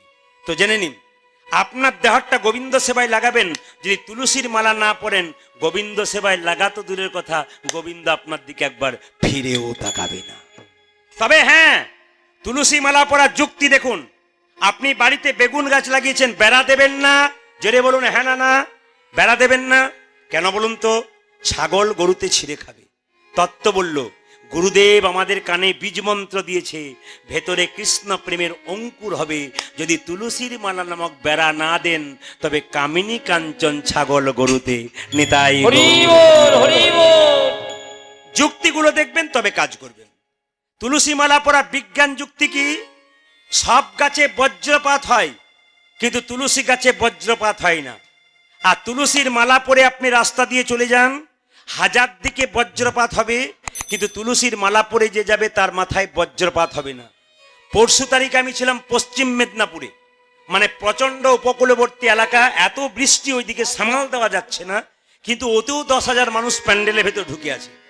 তো বৃষ্টিতে লক্ষ্য করুন, কীর্তন শোনার পর একজন ভক্ত এসে আমাকে জিজ্ঞেস করছে, প্রদীপ বাবু আপনি যে সব আসরে বলেন যে তুলসীর মালা পড়লে তার মাথায় বাজ পড়ে না, আমাদের গ্রামের পাশে একজন মোটা মোটা 3টে তুলসীর মালা পড়েছে, কারো মাথায় বাজ পড়ে নাই, ওর মাথাতেই পড়েছে। বলুন ব্যাপারটা বুঝিয়ে দিন। আমি তাকে উত্তর দিলাম কি দেখুন, আচ্ছা মায়েরা, 1 কেজি দুধ গোয়ালার কাছে কিনেছেন, যদি দুধের মধ্যে 800 গ্রাম জল থাকে, ছানা উঠবে? জোরে বলুন। মাখন উঠবে? সর উঠবে? আপনি তুলসীর মালা পড়েছেন আর ভেতরে ভেতরে হাজারটা খারাপ কাজ করছেন, আপনার মাথায় পড়বে না তো কি অন্য লোকের মাথায় পড়বে? এই জন্য তুলসীর মালা পরবেন আর খারাপ কাজ করবেন। তবে আপনারা বলবেন মালা নেবার ইচ্ছা আছে, মালা নেবো কি করে? না না, তুলসী মালা পরার আবার বাস্তব যুক্তি আছে। আপনার বাড়িতে ভোজ হচ্ছে মাদপুরে, প্রচুর কুকুর দরজায় ঘোরাঘুরি করছে, সব কুকুরকে লাঠি দিয়ে তাড়িয়ে দিচ্ছেন, কিন্তু ওই কুকুরগুলোর মধ্যে একটা কুকুরের গলাতে বেল্ট বাঁধা থাকলে বুঝবেন কুকুর নিজে বেল্ট পরে নাই, কেউ পরিয়ে দিয়েছে, সে তার মালিক। এই জন্য বেল্ট বাঁধা কুকুর মানে এর একজন মালিক আছে, একে মারতে গেলেই থমকে দাঁড়াবেন, কেন? এর একজন মালিক আছে, আমাকে উত্তম মধ্যম দিতে পারে। এই জগতে যে জন কণ্ঠে তুলসীর মালা নামক বেল্ট পরেছে, তার কেউ আপন থাকার না থাক, কেউ তাদের নয়তো একজন আপন থাকে, একজনে আপন থাকে, তিনি হলেন ভগবান কৃষ্ণ। ভগবান শ্রীকৃষ্ণ যে জন কৃষ্ণকে আপন আপন করতে পেরেছে, তার আবার চিন্তার কি বাই আছে গো মায়েরা। তবে তুলসীর মালা যারা পড়েছেন তাদের কাছে নিবেদন রইল, তুলসীর মালা পরে কিন্তু আপনি মাংস খেতে পাবেন না, তুলসীর মালা পরে আপনি পেঁয়াজ রসুন খাবেন না, তুলসীর মালা পরলে আপনি মাছ খাবেন না। একজন আমাকে ভক্ত এসে বলল, প্রদীপ বাবু, এখন যা তুলসীর মালা উঠেছে তাতে সব কিছুই খাওয়া যায়। বললাম কেন? এখন তুলসী মালা সিস্টেম চেঞ্জ। বললাম বুঝলাম না। বলছে প্যাঁচ সিস্টেম তুলসীর মালা, খোলাও যায় পরাও যায়। রাত্রিবেলায় বিয়ে বাড়িতে নিমন্ত্রণ, বাড়ির সবাই যাচ্ছে, গন্ডে পিণ্ডে খাবে, আমি পাবো না, প্যাঁচ খুলে দিলাম, আবার সকালবেলায় প্যাঁচ লাগিয়ে দিলাম। না না, এই প্যাঁচ লাগা পড়া করলে আপনি কিন্তু প্যাঁচেই পড়ে যাবেন। তাই তুলসীর মালা সবাই পরবেন, হাততালি দিয়ে মালাটা পরে আপনি এই গানটা গাইবেন। কি গাইবেন? সবাই মিলে কৃষ্ণ কেশব, সবাই মিলে একসঙ্গে একসঙ্গে একসঙ্গে কৃষ্ণ কেশব। আজকে মা লক্ষ্মীর পুজোতে এসেছেন কীর্তন শুনতে, রাত্রিবেলায় মাকে কি বলেন? এসো মা লক্ষ্মী, জোরে বলুন, বসো মা ঘরে, আমার ঘরে থাকো মা অন্ধকার করে। ও আচ্ছা আচ্ছা আচ্ছা, আমার জানা ছিল না, জেনে গেলাম। এসো মা লক্ষ্মী, বসো মা ঘরে, আমার ঘরে থাকো মা আলো করে। আচ্ছা, আলো করে যদি ঘরটাকে আলো করতে চান, সবাই হাত তুলে একসঙ্গে কৃষ্ণ কেশব। এই যে মাঝে মাঝে গানগুলো গাইছে, এটা কিন্তু আপনাদের জন্য শুধু নয়, ইমাদপুরে কম বয়সে ছেলে আছে অনেক ভক্ত, যারা কিন্তু আমাকে ওখানে স্কুলে গিয়ে বারবার বলেছে, বাবু মাঝে মাঝে একটা করে ছোট ভজন গাইবেন, যেন আমরা হাত তুলে একটু তালি দিতে পারি, তাদের তো কৃপা হবে। সবাই হাত তুলে কৃষ্ণ কেশব। না না, আপনারা সবাই তুলবেন কিন্তু একসঙ্গে কৃষ্ণ কেশব, কৃষ্ণ কেশব, কেশব সুধা মাখা এই নাম, হরি নাম মধু মাখা এই নাম। কৃষ্ণ কেশব, কৃষ্ণ কেশব, মধুমগরে নাম, হরি নাম মধুমগরে নাম। আমি মাঝে মাঝে ভাবি দু একজন সুপারির মতো থাকে, সুপারি, ভেতরেও রস নাই বাইরেও রস নাই। পাশের জন, না না না, পাশের আসতে, পাশের জন তালি দিচ্ছে, ও দিব্যি বলে তুই দিলি দে, আমার দেবার দরকার নেই, ও দিচ্ছে না। দেখুন এইটা দেখবেন, ছাগলকে দেখবেন, কিছু মনে করবেন না, একটা ছাগলকে কাটছে, একজন বাঁধা আছে, ও টুকটুক করে তাকাচ্ছে, ও বুঝছে না যে এরপর আমার পাল্লি আছে। এই জন্য দেখবেন আমরা দেখতে একজন তালি দিচ্ছে, একজন টুকটুক করে তাকাচ্ছে, ও বুঝছে না যে আমি না তুললে একদিন ভগবান আমাকে তাড়াতাড়ি তুলে নিয়ে নিতাই করে হরিবল করে দেবে। সবাই মিলে হাত তুলুন একসঙ্গে, দেখুন গোবিন্দ খুব খুশি হবে। কৃষ্ণ কেশব, কৃষ্ণ কেশব বা সুধা মাখা এই নাম, হরি নাম মধু মাখা এই নাম, নাম নাম বাড়াও, চন্দ্র বাড়াও, পাতলা করো। কৃষ্ণ কেশব সুধা মাখা এই নাম, হরি নাম মধু মাখা এই নাম।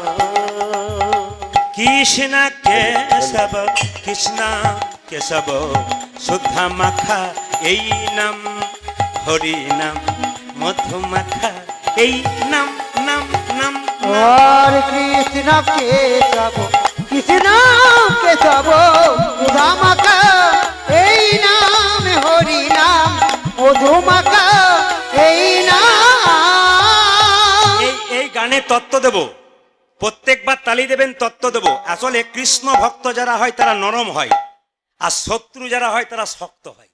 যেমন 32 জন দাঁতের ফাঁকে জীব থাকে, তো জীবকে একজন জিজ্ঞেস করছে তুই 32 জন দাঁতের ফাঁকে আছিস কি করে?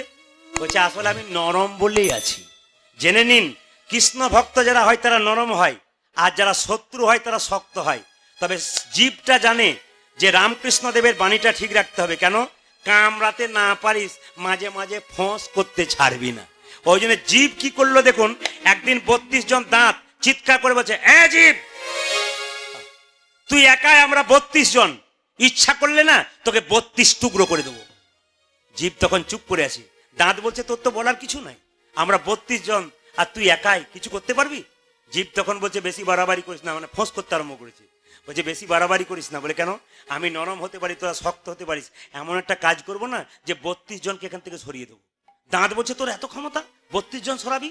জীব বলছে হ্যাঁ, রাস্তা দিয়ে কোনো লোক যাবে, এমন গাল দিয়ে দেবো এক চড়ে 32 জন। ঠিক বলে নাই? হাত তুলুন এ ফাঁকে ফাঁকে।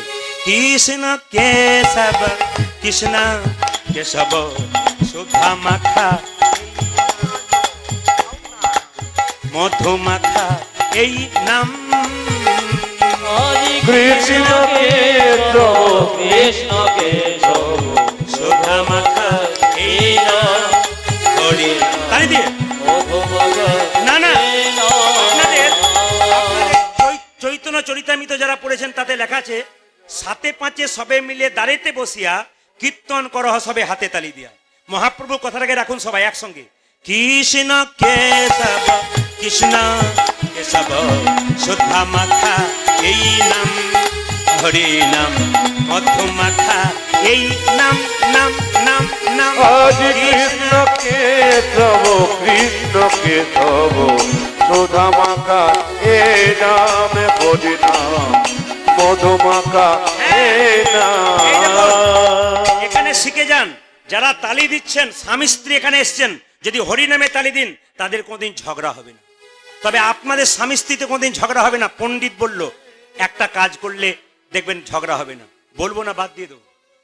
মায়েরা বলছেন বলুন বলুন, ওই জন্যই তো রাত জেগে কীর্তন শুনতে আসে।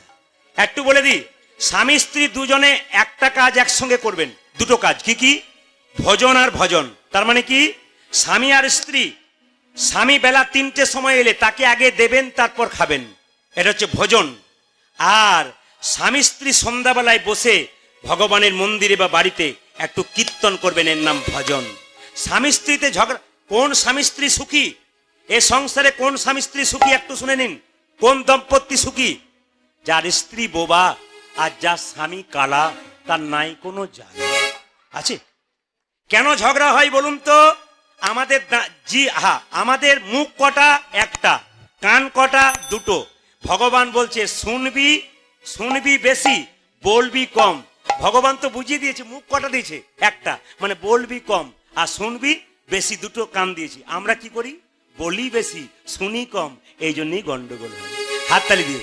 কৃষ্ণ কেশব কৃষ্ণ কেশব সুধা মাখা এই নাম হরি নাম মধু মাখা এই নাম নাম নাম। और कृष्ण केशव कृष्ण केशव सुधामाका এই নাম হরি নাম মধুমাকা এই নাম।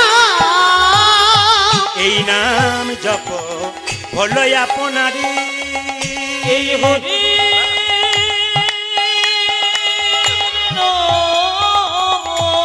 যে যখন কাজ করবে তার সাউন্ড বাড়াও। যে যখন কাজ করবে ধ্বনি জোরে, বাহ। এই মধুমাখার নাম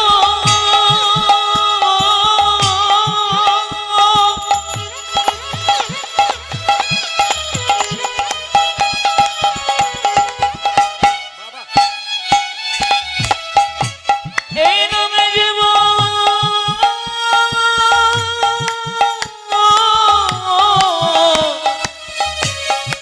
মনিটর বাড়াও, মনিটর।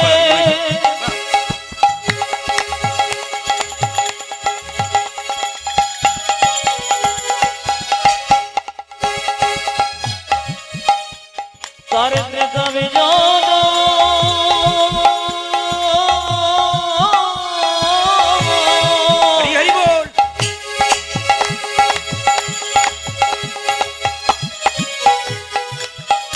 যাবে গো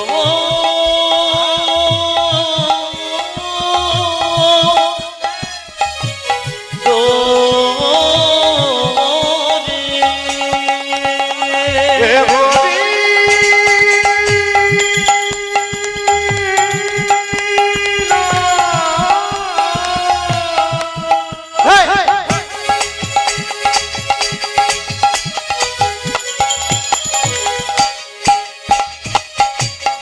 এই সুধা মাখা কৃষ্ণ না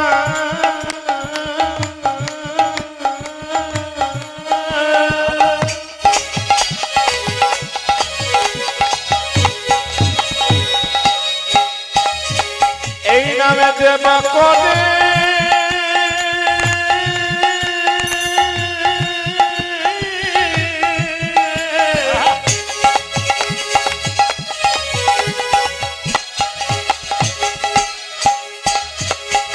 তারা খুদা পৃথিবী না যাবে গো দূরে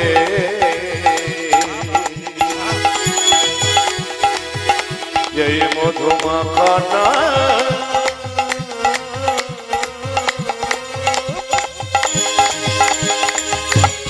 এই সুদামাখা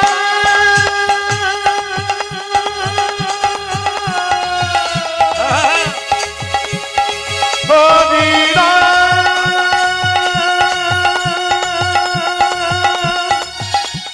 মধুমাখা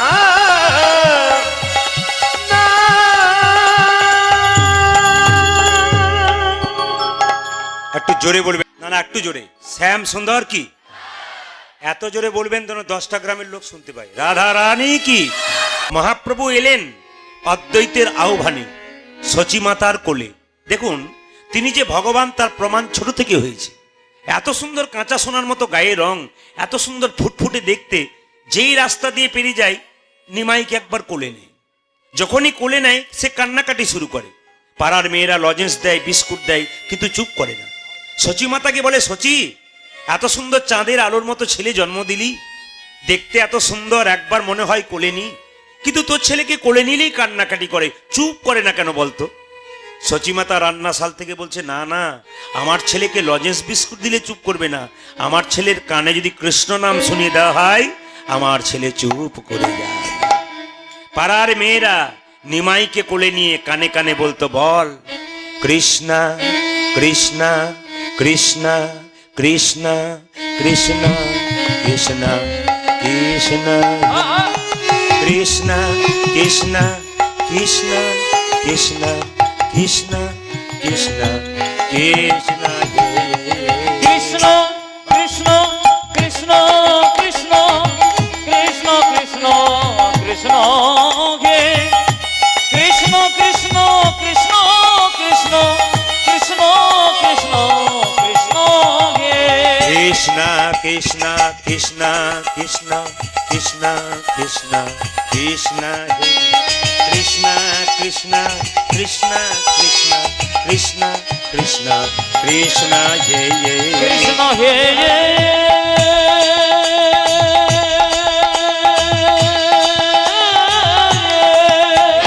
গৌর হরি হরি বল।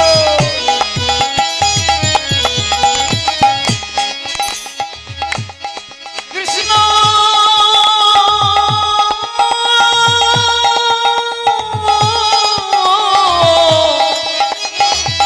হে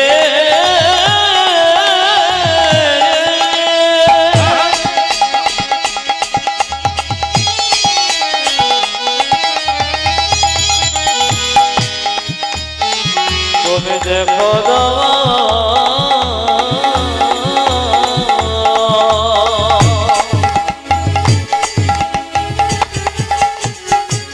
কৃষ্ণ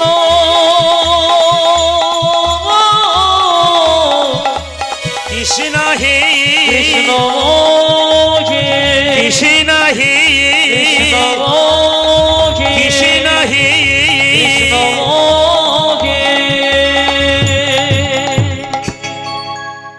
আকাশের শোভা চন্দ্র যেমন চন্দ্রের শোভা তারা, ব্রজের শোভা কৃষ্ণ যেমন নদিয়ার শোভা বোরা, পুকুরের শোভা পদ্ম যেমন পদ্মের শোভা অলি, পুকুরের শোভা পদ্ম যেমন পদ্মের শোভা অলি, হরিনামের শোভা তেমনি রে ভাই যত ভক্ত। গৌর হরি বল হরি বল। আজকে ভক্তমণ্ডলীতে পরিপূর্ণ আসর, আজকে আসরটা সুন্দর করে প্রভু সাজিয়ে দিয়েছেন। আসুন আপনাদের ভক্তি চন্দন দিয়ে আজকে গোবিন্দের চরণটাকে একটু সিঞ্চন করে দিয়ে যান, কৃপা বর্ষণ হবে ভগবানের, আপনারা বাড়ি যাবেন। মহাপ্রভু জন্ম নিয়ে আস্তে আস্তে বড় হলেন, প্রত্যেকটা জীবের দ্বারে দ্বারে হরিনাম দেবার জন্য নিতাই চাঁদকে ডাকলেন। দাদা কি নয়নে দেখিবে জারি কৃষ্ণ নামে দেবে তার, নয়নে দেখিবে জারি কৃষ্ণ নামে দেবে তারি, নয়নে দেখিবে জারি কৃষ্ণ নামে দেবে তার, নয়নে দেখিবে যারে কৃষ্ণ নামে দেবে তারে। যাকে চোখে দেখবে তাকে হরিনাম দেবে দাদা, নয়নে দেখিবে জারি কৃষ্ণ নামে দেবে তার। আরে নয়নে দেখিবে যারে কৃষ্ণ নামে দেবে তারে। সাবধান যেন জাতির বিচার করো না দাদা, যেন জাতির বিচার করো না দাদা, জাতির বিচার করো না দাদা, ওই জাতির বিচার করো না দাদা। যারে দেখিবে নামে দেবে জাতির বিচার করো না, ও তুমি যারে দেখিবে নামে দেবে জাতির বিচার করো না ওই দাদা। যারে দেখিবে নামে দেবে জাতির বিচার করো না দাদা। তুমি জানে দেখিবে নামে দেবে জাতির বিচার করো না দাদা। হরি নামে কোনো জাতির বিচার নাই। এখানে ড্যান্স হাঙ্গামা হলে দেখবেন মাঝে একটা বাঁশের বেড়া দেওয়া হতো, একদিকে মেয়েরা একদিকে ছেলেরা। এখানে প্রেমের ব্যাপার আছে, কামের ব্যাপার নাই, একসঙ্গে বসে আছেন। নিতাই চাঁদকে বলছে দাদা যদি যাকে দেখবে তাকে হরিনাম দেবে, যদি না নেয় তখন কি করবে? প্রথমে ধরিবে হাতি যদি না চাই নাম নি, দাদা প্রথমে ধরিবে হাতে যদি না চাই নামে নিতে, প্রথমে ধরিবে হাতি যদি না চাই নাম নি। দাদা গো,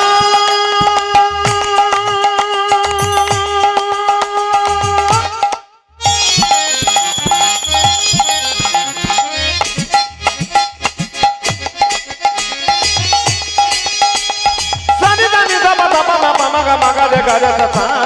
আর প্রথমে ধরিবে হাতে যদি না চায় নাম এই নিতে। যে হাতে ধরে বলবে হরি, তুমি হাতে ধরে বলবে হরি, হাতে ধরে বলবে ও হরি, যে হাতে ধরে বলবে হরি, বলাবে হরি বলবে হরি, হাতে ধরে ও বলবে হরি, তুমি বলবে করি বলবে করে হাতে ধরে বলবে ও যে বলাবে হরি বলবে হরি, হাতে ধরে বলবে হরি। দাদা বলবে হরি বলবে হরি হাতে ধরে বলবে হরি। হাতে ধরার পর যদি হরিনাম নাই শেষ উপায় কি? না নিলে পাছে তারও লোটাইবে পাই। ওই দাদা গো পাছে তারো লোটাইবে দাদা পাছে তারো আছে তারো লুটাইবে হরি পায়। পায়ে ধরে বলবে হরি, দাদা পায়ে ধরে বলবে করি দাদা পায়ে ধরে বলবে হরি, বলবে হরি বলবে হরি পায়ে ধরে বলবে হরি, ও তুমি বলবে করি বলবে হরি করি পায়ে ধরে বলবে ও হরি, তুমি বলবে করি বলবে করি পায়ে ধরে বলবে ও তুমি হরি, বলবে করি বলবে করি পায়ে ধরে বলবে দাদা হরি। পায়ে ধরে বলবে হরি। আজ পাছে তারো লোটাইবে পাবো। তবে হ্যাঁ আস্তে, তবে হ্যাঁ সবাই মিলে একটু হাততালি দিয়ে রামকৃষ্ণ দেবের এই গানটা গেয়ে নিন। সবাই মিলে একসঙ্গে হাত তুলুন, একসঙ্গে তুলবেন, একসঙ্গে একসঙ্গে আস্তে। যার হাত আছে তিনি তুলবেন, যার নাই তার তোলার কোনো দরকার নেই। এখানে স্বয়ং মা লক্ষ্মী কিন্তু দেখছে কার কার হাত আছে। যদি হাত না থাকে পরে, হাত যদি না থাকে পরের জন্ম আর হাত দেবে না, দুটো করে পা আরো যোগ করে দেবে।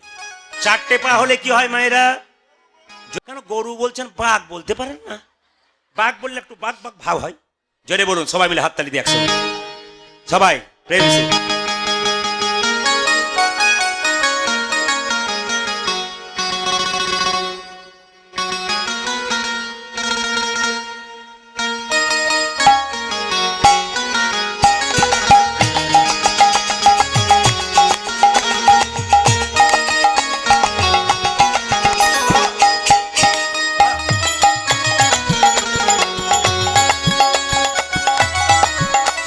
ধ্বনি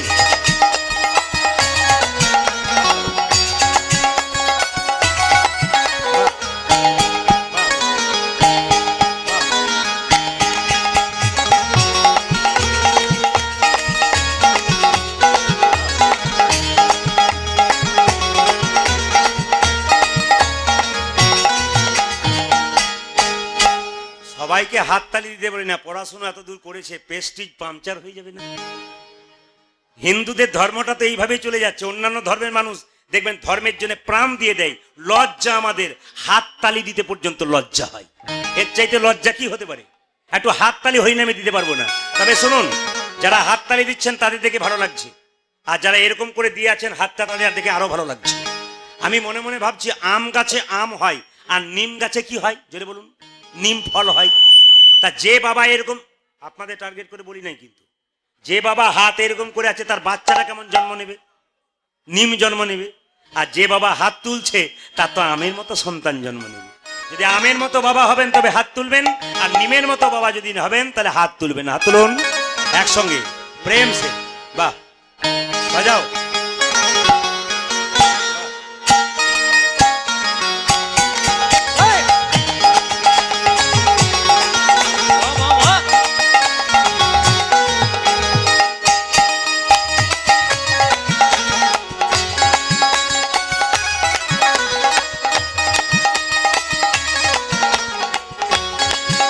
ধ্বনি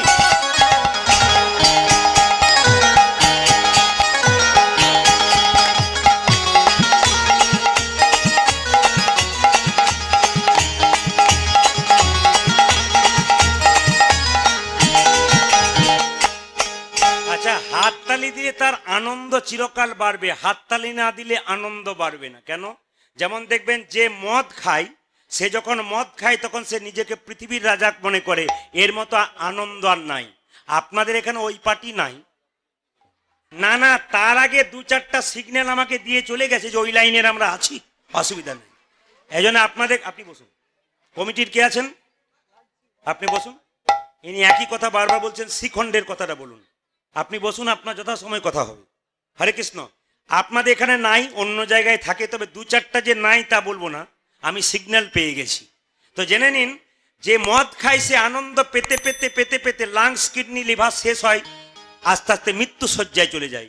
কিন্তু হরিনাম এমন একটা মদ, প্রথমে আনন্দ লাগে না, আনন্দ পেতে পেতে পেতে পেতে একদিন পরমানন্দ গোবিন্দের চরণ লাভ হয়। তাই সবাই মিলে হাত তুলে রামকৃষ্ণ দেবের লেখা গান, যদি ঠাকুরকে ভালোবাসেন, দিন তোর আনন্দে যাবে ভজরে গুরু নাম। প্লেন হয়ে যাচ্ছে, প্লেন হয়ে যাচ্ছে, রিভাব দাও। দিন তোর আনন্দে যাবে ভজরে গুরু নাম, গুরু ব্রহ্মা গুরু বিষ্ণু গুরু ভগবান। বলো, দিন করে আনন্দে যাবে ভজরে গুরু নাম, গুরু ব্রহ্মা গুরু বিষ্ণু গুরু ভগবান। দিন তোর আনন্দে যাবে ভজরে গুরু নাম, গুরু ব্রহ্মা গুরু বিষ্ণু গুরু ভগবান। আরে দিন তোর আনন্দে যাবে ভজরে গুরু নাম, গুরু ব্রহ্মা গুরু বিষ্ণু গুরু ভগবান। ও যে গুরু পিতা, ও যে গুরু পিতা, ও যে গুরু পিতা গুরু মাতা গুরু ভগবান, জগৎ গুরু শ্রীকৃষ্ণ সর্বশক্তিমান। আমার গুরু পিতা, আহাই গুরু পিতা, আহা গুরু পিতা গুরু মাতা গুরু ভগবান, জগৎ গুরু শ্রীকৃষ্ণ সর্বশক্তিমান। গুরু পিতা, ও যে গুরু পিতা, ও যে গুরু পিতা গুরু মাতা গুরু ভগবান, জগৎ গুরু শ্রীকৃষ্ণ সর্বশক্তিমান। ও যে গুরু পিতা, ও যে গুরু পিতা, ও যে গুরু পিতা গুরু মাতা গুরু ভগবান, জগৎ গুরু শ্রীকৃষ্ণ সর্বশক্তিমান। দিন তোর আনন্দে যাবে ভজে গুরু নাম, গুরু ব্রহ্মা গুরু বিষ্ণু গুরু ভগবান। দিন তোর আনন্দে যাবে ভজ গুরু নাম, গুরু ব্রহ্মা গুরু বিষ্ণু গুরু ভগবান। দিন তোর আনন্দে যাবে ভজে গুরু নাম, গুরু ব্রহ্মা গুরু বিষ্ণু কি জয় যে পরিমাণ ভক্ত হয়েছে একটু জোরে আশা করছিলাম। রাধা রানী কি, যাক বেড়েছে আরো বাড়বে। শ্যাম সুন্দর কি, বাহ বাহ বাহ। মদন মোহন কি, লক্ষ্মী দেবী কি, হরিবাসর কি, মায়েরা কি বলছেন ভয়, আচ্ছা আচ্ছা জয়, জোরে বলুন। শ্যাম সুন্দর কি, বাবা। মদন মোহন কি, হরিবাসর কি। একসঙ্গে পণ্ডিত বললেন দীনপঞ্চননে গাই গৌরাঙ্গ গৌরাঙ্গ চরিতে পুরবের ভাব ভাব গোরা গোরা আমার মনেতে পড়ি। আমার পুরবের ভাব গোরা মনেতে পড়েছে। আমরা বৃন্দাবনে যাই, বৃন্দাবনে যেতে গেলে আপনাদের কার নাম গাইতে একটু জোরে বলুন তো, জোরে বলুন। না এটা আপনারা সবাই জানেন, তবে ছোট করে বলে যাই। আপনারা বৃন্দাবনে গেলে রাধে রাধে বলবেন, এটা আপনারা জানেন। কিন্তু বৃন্দাবনে গেলে তিনটে জিনিস আপনারা করবেন না, আগে জেনে নিন। যদি কেউ কোনদিন বৃন্দাবনে যান তবে খুব মাথায় রাখবেন, যদি আপনার বাড়ি থেকে কেউ যায় তাকে শিখিয়ে দেবেন যে বৃন্দাবনে যেতে গেলে তিনটে জিনিস কোনোদিন করতে নাই। কি? বৃন্দাবনে গিয়ে বৃন্দাবনের পথে পথে চটি জুতো পরে হাঁটতে নাই। যদি আপনারা কোনোদিন এরপরে বৃন্দাবনে যান তবে মাথায় রাখবেন, শাস্ত্র বলল বৃন্দাবনে চটি জুতো পরে আপনি হাঁটবেন না। যে গাড়িতে যাবেন ওই গাড়িতে রাখবেন, কিংবা যে বাসায় থাকবেন ওই বাসায় রাখবেন, কিন্তু চটি জুতো পরে আপনারা হাঁটবেন না। কেন হাঁটবেন না? না বৃন্দাবনে কৃষ্ণ 11 বছর 56 দিন ছিল, তো কোনোদিন চটি জুতো পরে নাই, খালি পায়ে ঘুরিয়েছে। ওই জন্য বৃন্দাবনে কোনোদিন চটি জুতো পরতে নাই। 2 নম্বর, বৃন্দাবনে গিয়ে আপনারা কোনোদিন চুল দাড়ি কাটবেন না। যতদিন বৃন্দাবনে থাকবেন 5 দিন 10 দিন, দাদা ভাইরা চুল দাড়ি কেউ কাটবেন না। কেন? বৃন্দাবনে কৃষ্ণ 11 বছর 56 দিন ছিল, কোনোদিন চুল দাড়ি কাটে নাই। আর বৃন্দাবনে গিয়ে কোনোদিন কাঁদবেন না, কারণ বৃন্দাবনে কৃষ্ণের বয়স কত বললাম? 11 বছর 56, মানে একবারে বাচ্চা ছেলে। আচ্ছা বলুন তো, আপনার বাচ্চাটা বাড়িতে আনন্দ করে ঘুরছে, আর মা বাবা যদি ঝগড়া লেগে যায় তার বাচ্চাটার মন দেখবেন গুমড়ে যায়, ছোট হয়ে যায়। এখন ভগবানের মন্দিরে বৃন্দাবনে বাঁকে বিহারীর কাছে কেউ যদি কাঁদতে শুরু করে তবে বাঁকে বিহারী কিন্তু খুব কষ্ট পায়। ভক্ত যদি ভগবানের কাছে কাঁদে তবে ভগবান কি কষ্ট না পেয়ে থাকতে পারে? তবে এই কথা বলে যাই, আপনারা মন্দিরে যাবেন কিন্তু কেউ কোনোদিন কোনো কিছু চাইবেন না। হরে কৃষ্ণ। যে কোনো মন্দিরে যাবেন, লক্ষ্মীর মন্দিরে যান, দুর্গার মন্দিরে যান, কৃষ্ণের মন্দিরে যান, কোনোদিন কোনো কিছু চাইবেন না। কেন? যে ভগবানের কাছে চায় সে অল্প পায়, আর যে চায় না সে এত পায় ভাবতে পারে না। ভগবান কৃষ্ণের বন্ধু সুদামা কৃষ্ণের কাছে গিয়েছিল, এত অভাব, একবেলা খেতে পায় একবেলা খেতে পায় না। কৃষ্ণ জিজ্ঞেস করেছিল, সুদামা তুই কেমন আছিস? সুদামা সবসময় বলেছিল আমি খুব ভালো আছি। ভগবান মনে মনে ভাবছে, সুদামা আমি তো জানি তুই কত ভালো আছিস, তোর স্ত্রী তো ভিখারিনী, তুইও তো ভিখারি হয়ে গেছিস, একবেলা খাস একবেলা খেতে পাস না, আমি জানি তুই আমার কাছে কিছু চাইবি না। ওরে সুদামা, তোকে দেখি এই জগৎকে শিক্ষা দেব, এই জগতে মন্দিরে যে চাই সে অল্প পায়, আর যে চাই না সে এত পায় ভাবতে পারে না। একটা বাচ্চা ছেলে মায়ের কাছে ঘুরঘুর করে, মা তো জানতেই পেরে যায় বাচ্চা কেন ঘুরঘুর করছে। আপনি ভগবানের মন্দিরে গিয়ে দাঁড়ালেন, আপনি বলবেন কেন আমার মেয়ের বিয়ে দিয়ে দাও, ছেলের চাকরি দিয়ে দাও? আপনি বলবেন না, ভগবান তো সব জানে আপনার কি আছে না আছে, তিনি তো অন্তর্যামী। আপনি চাইবেন কেন? আপনি চাইবেন না ভগবানের মন্দিরে। ওই জন্য সুদামা চাইনি, সুদামার স্ত্রী হয়েছিল রাজরানী আর অট্টালিকা বানিয়ে দিয়েছিল। তাই বৃন্দাবনে চলুন, আমরা যাব কিভাবে? চলো রে চলো রে চলো চলো হরি দর্শন দর্শন। জয় রাধে জয় কৃষ্ণ কৃষ্ণ জয় বৃন্দাবন। একবারে চলো রে চলো রে চলো হরি দর্শন। জয় রাধে জয় কৃষ্ণ জয় উলধ্বনি। বৃন্দাবন। চলো রে চলো রে চলো হরে দর্শন জয় রাধে জয় কৃষ্ণ জয় বৃন্দাবন। কেশি ঘাট বংশীবর নিকুঞ্জ কানন কানন। কেসি ঘাটি বংশীবর নিকুঞ্জ কানন। কেশি ঘাট বংশীবর নিকুঞ্জ কানন। দেখ দেখ কেশি ঘাটি বংশীবর শিব নিকুঞ্জ নিকুঞ্জ যেথাই হোলি খেলে জামার সে নন্দের নন্দন উজানি যে হোলি খেলে আমার সে নন্দে নন্দ যেথাই হোলি খেলে আমার সে নন্দের নন্দন আর যেথায় হোলি খেলে আবার নন্দে নন্দ চল রে চল রে চল মন হরি দর্শন জয় রাধি জয় কৃষ্ণ জয় চলো রে চলো হরি দর্শন জয় রাধে জয় কৃষ্ণ জয় বৃন্দাব যেথায় আছে মা যশোদা স্নেহের শিরমণি মণি যেথায় আছে মা যশোদা ছেলে শিরোমণি যেথায় আছে মা যশোদা স্নেহের শিরমণি মণি যেথায় আছে মা যশোদা স্নেহে শিরোমণি নিজ গোপালকে কোলে লয়ে খাওয়া তো নবনী উজানি গোপালকে কোলে লয়ে খাওয়া তো নবনে ও যে নিজের গোপালকে কোলে লয়ে খাওয়া তো নবনী আর নিজ গোপালকে কোলে লয়ে তো নবনে মধুমাখা মাখি সেজে স্নেহেরি বন্দন জয় রাধে জয় কৃষ্ণ জয় বৃন্দা একবারে চলো রে চলো হরি দর্শন জয় রাধে জয় কৃষ্ণ জয় বৃন্দাব একবার চলো রে চলো